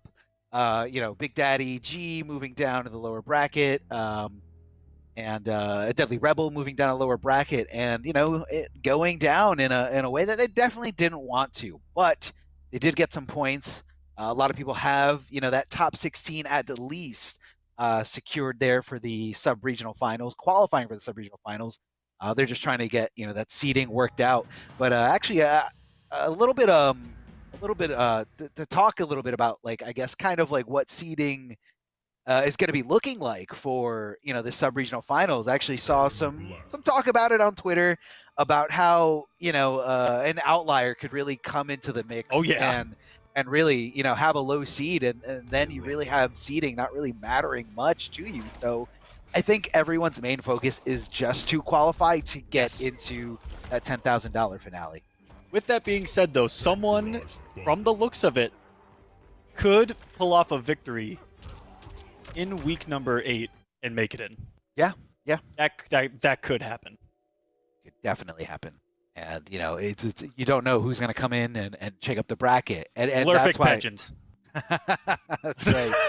Infamous. You honestly never know, but who could just come out, win a tournament, and get in? And we talked about some of those outliers. And let's get into this matchup as we start off with Bone Picker-ish Baraka. I think this might just be a raw Bone Picker pick. Something surprising to Biohazard, whose Kano just clutched him and kept him alive in this tournament. Gets red early, gets the chin check with the down 2, but he doesn't let that stop him whatsoever. He's back on the offense. He's on the hunt. Look at Chef Baraka looking to cook us up something special here tonight. Yeah, I think he heard all your ravings about Cookout, so he's like, you know what? Let's get the Cookout gear on and Cookout Baraka. That's what I'm here for. Yeah, we need the Cookout sponsorship in here ASAP. Oh, tries to go for a sweep, and Hayate jumping over it. I guess what Biohazard's going for here is to kind of have that range, to compete with Aaron Black. Once he goes for the rifle smack or the acid move there, his armor breaker, he's at a really far range and definitely not unsafe. But you want to have something like Baraka's forward 2 to kind of keep him, respectful, keep him forward 2 or grab, right? Forward 2 or grab in those exactly situations. Yeah. It becomes a mix-up on block, and so it's trying to get your opponent really uncomfortable in those situations and not try to steal a turn. And there's one of the 14 pick throws we might see with that blood lunge. But like we haven't seen a lot tonight is a high. Yeah, I haven't seen much. I actually don't know what Biohazard's last ability move is equipped here. I know the blood lunge, the command grab, is a 2-slot move. Just for the full string, knocks him down, and look at the patience here from Biohazard, just kind of waiting for his time, but here comes Hayate with those mids. Maybe a lot of people swing after blocking that sweep either. That was a very aggressive press. Whoa, looking like Geras out here. Wait a minute. And there's that last move there, the spine burst. Oh, and Hayate, just perfect little hit confirm here. Back to 2 into fatal blow to seal the deal. And really, there was no chance for Biohazard to, even if he did have that meter, to breakaway. Oh, it looks like he did have that meter, but the breakaway option never became anything on the table because he never was airborne. So really smart stuff there by Hayate, recognizing it, understanding, the resources available to his opponent. I wonder if Biohazard's going to stick with this pick or if he's going to switch away. Yeah, we didn't see any other move used, but the blood lunge was definitely enough, and we know Biohazard's really good with the character, just at a core, right? Just the normal tool set that he's got. He did have one crucial drop in the corner there at the end off of a very tough pickup, though. He got an anti-air with the forward 4, and to be able to combo off of that naturally is actually really rare, and so That one drop cost him a knockdown. Hayate got up and did a beautiful hit confirm like you talked about. Seal the deal off the back 2-2. But he's going to change things up drastically here. This Cabal did not look great last time he brought it out either. Let's see what we can see here, what we're going to be seeing from Biohazard. So this is kind of like the the Cabal that a lot of people have been using after customs have become a thing. He's going to have the slight gas for the mobility, some more air options because Cabal doesn't have enough. And he's going to have the hook grab for some extended combos, some really, really good damage. Biohazard starting it up here with a nice easy throw. Hayate is just holding on to that block. Whoa. Love the air-to-air, love the hit confirm here. Biohazard looking incredible here out the gate. One really big thing to note there is that he did an instant jump 1, which was probably the best option to read an air-to-air with. And that's something that you see a lot of Cabals do. They always do jump 3 or jump 2, and oh no, he was on top of the acid, activating the crushing blow. That's just tough to deal with. And a big cash out. Dropped the setup, but not blocking his Biohazard here. That might cost him everything. Biohazard might have been holding on to up. Oh, goes for the up 3 because he knows he's going for the acid for the easy kill. Hayate just needs to find a little bit of breathing room, and he does there. The down 3 challenging right after Cabal, slightly negative, knowing that, I just need to make one little hit. I'm not going to put myself at a huge risk here, but it could have been anything else. You really couldn't stop that down 3 from happening, right? Once you go beyond to the end of the string, you have given up your turn really good by Hayate to take it safely and not let Biohazard do a jump or press when he's negative and get away with it. Exactly. Well played. So, did he just try to anti-air stand forward? Whoa. It did look like that. A lot of jump in here from Biohazard. Even again, those instant jump 1s that you kind of pointed out there. Yes, a little uncharacteristic like of other Cabals, but this is Biohazard. This is a completely different player, and someone who's always kind of had a great approach of how to play characters in a certain way.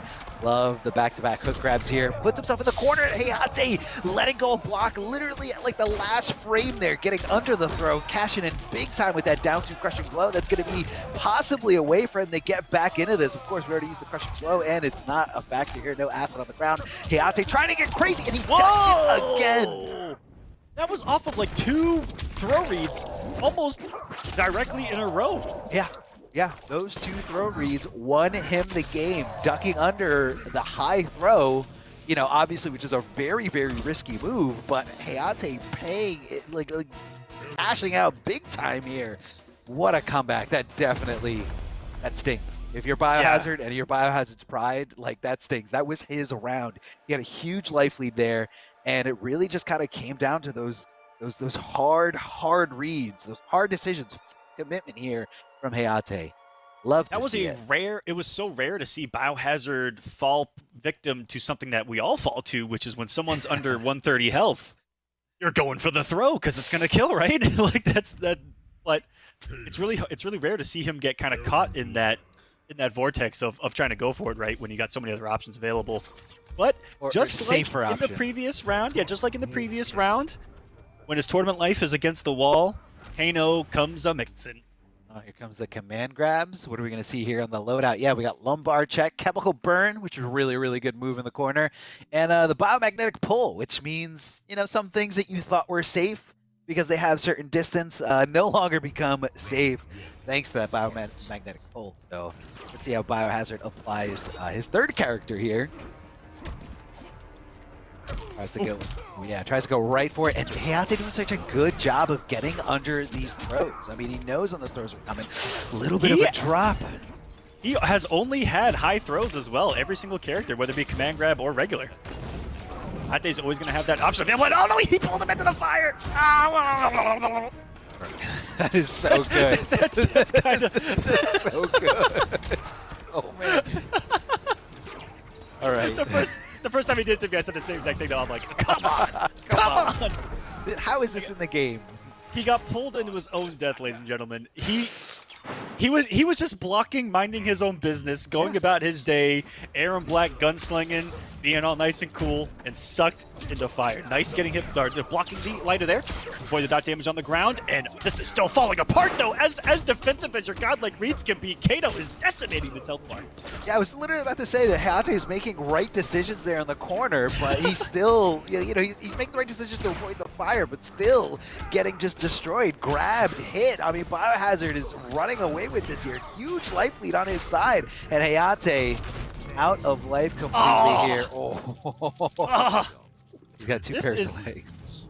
This is why even the chat was like, why would you not go with Kano, given what just happened mere moments ago, where he pulled off a reverse 3-0 with this character? Night and day. Night and day. I mean, look, you also have to consider that Biohazard is here in this position where I'd say at this point, he's pretty much secured for a top 16 spot in the sub-regional finals. Absolutely. And I think he's just kind of testing the water. You know, obviously there's casuals, obviously there's, you know, sets that you have with other really good players, but nothing is going to be as good of a test to, you know, your secondaries or your third characters as a tournament setting. And, you know, it's a rare opportunity, and I think Biohazard's just kind of taking advantage of it. So, you know what, let me try the Baraka against, you know, this incredible defensive, you know, this incredible player, Hayate. Let me see what I can do with him. And now this is going to kind of make a little blueprint for himself to relook at things that he has to between now and the sub-regional final. It's almost the same. Yeah, and it's almost the same as the other side too, where I feel like Hayate might be doing the same thing as well with this Aaron Black. We have not seen the Fujin at all, and he might be saving. He might be saving it a little bit.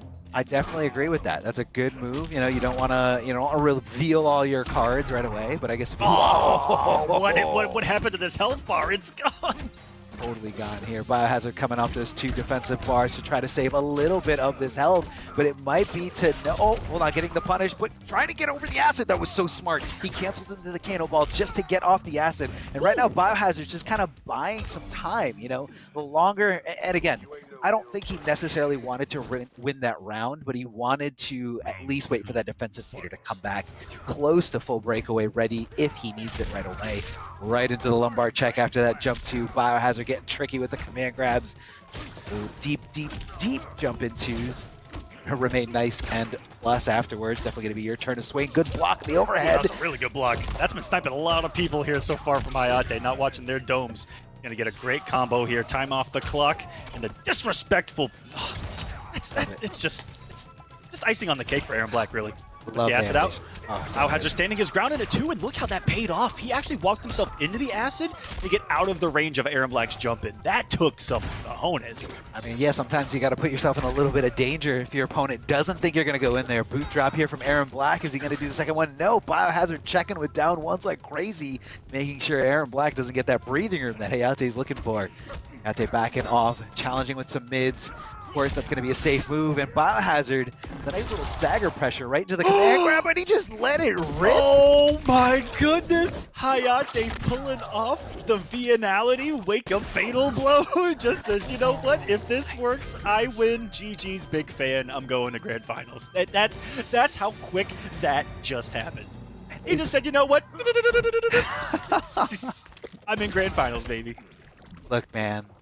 It was a little sneaky, and I think that was probably the last thing Biohazard was looking for.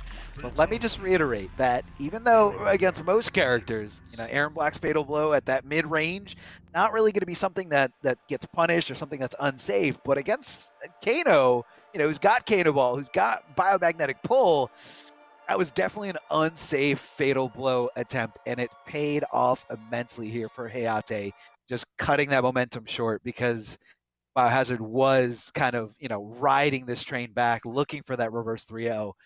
So, you know, you just got to wonder, what if you picked Kano that whole time? You know, it's yeah, exactly. You live and die by your choices.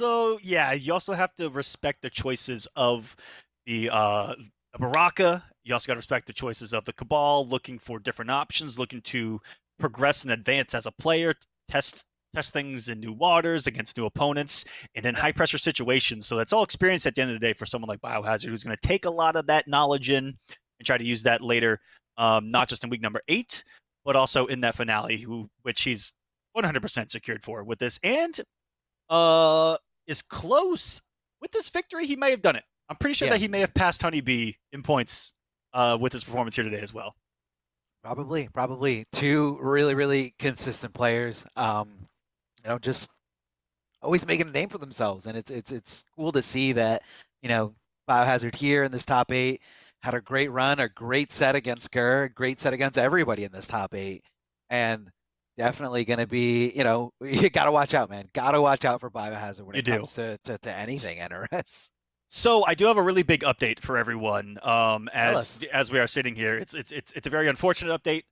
And I do apologize, guys, but Tweety has had to DQ from the grand finals on the winner's side. He had to forfeit his match. He had to play somewhere else and was not able to play his match in grand finals.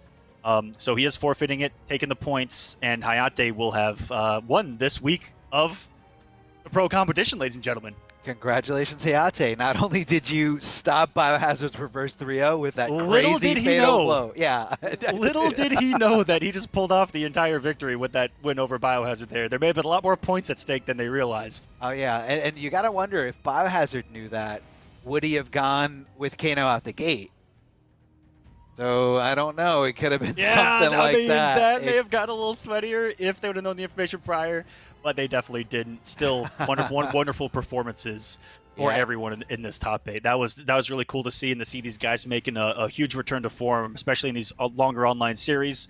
Good to see Hayate and Biohazard grinding these things out. Gur on the up, changing up his play style. You got guys like Zintai making a huge run, Deadly Rebel, Abyss putting in the work. I'm Big Daddy G, still in the mix, still up there making these performances. And look at the finale that he's going to be in as a huge wild card as well. He's got a big victory. But that's going to do it here for the East Coast side of things, everyone. I want to give one last massive shout outs to Astro Gaming, the official audio partner of the Mortal Kombat 11 Pro Competition. All of our audio here on the commentary is powered by Astro for the entire season. Go visit astrogaming.com to find out more information on all of their officially licensed PlayStation products available now. Go check them out, astrogaming.com. They're doing some great stuff here in not just the competitive space, but the personal space too, because I love their headsets. Oh, so good, so good. And I guess while we're doing shout-outs, we're also going to shout out to PS4 Tournaments, the Open Series. Mortal Kombat 11 Pro Competition is presented by PS4 Tournaments. Check out the PS4 Tournament Open Series. PS4 Tournaments are weekly competitions of all skill levels.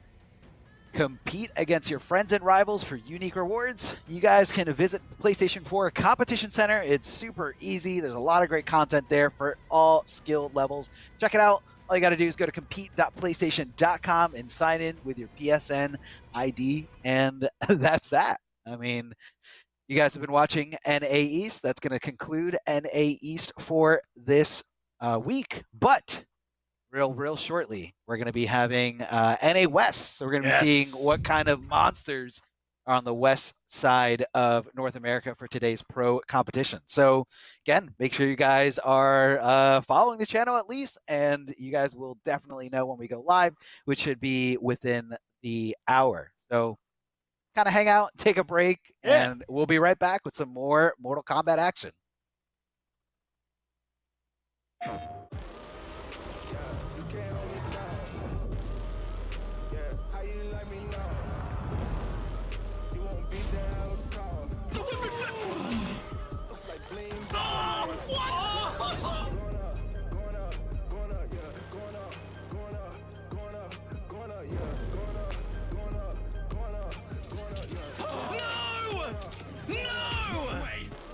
Jokes, no gimmicks, just combat.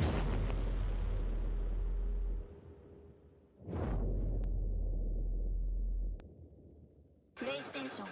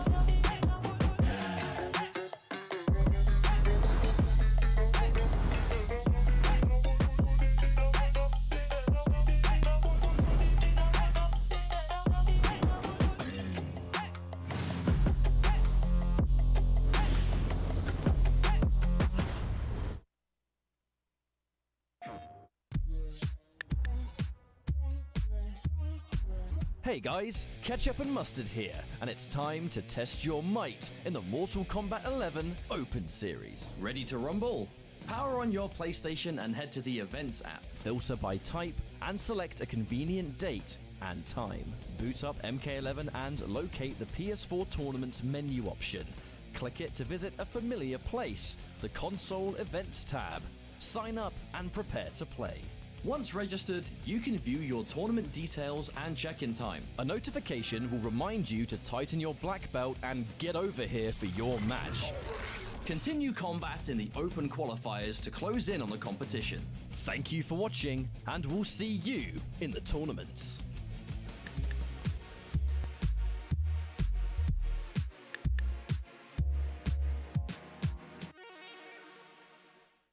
PlayStation.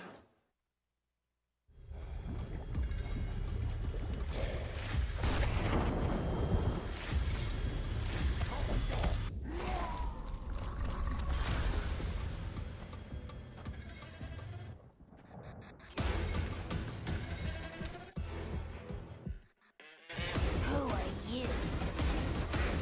I'm your worst nightmare.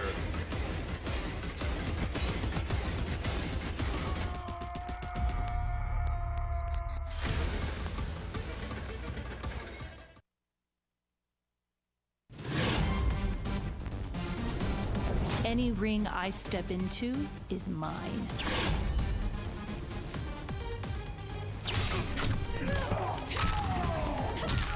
End of the line. Then this fight is now personal.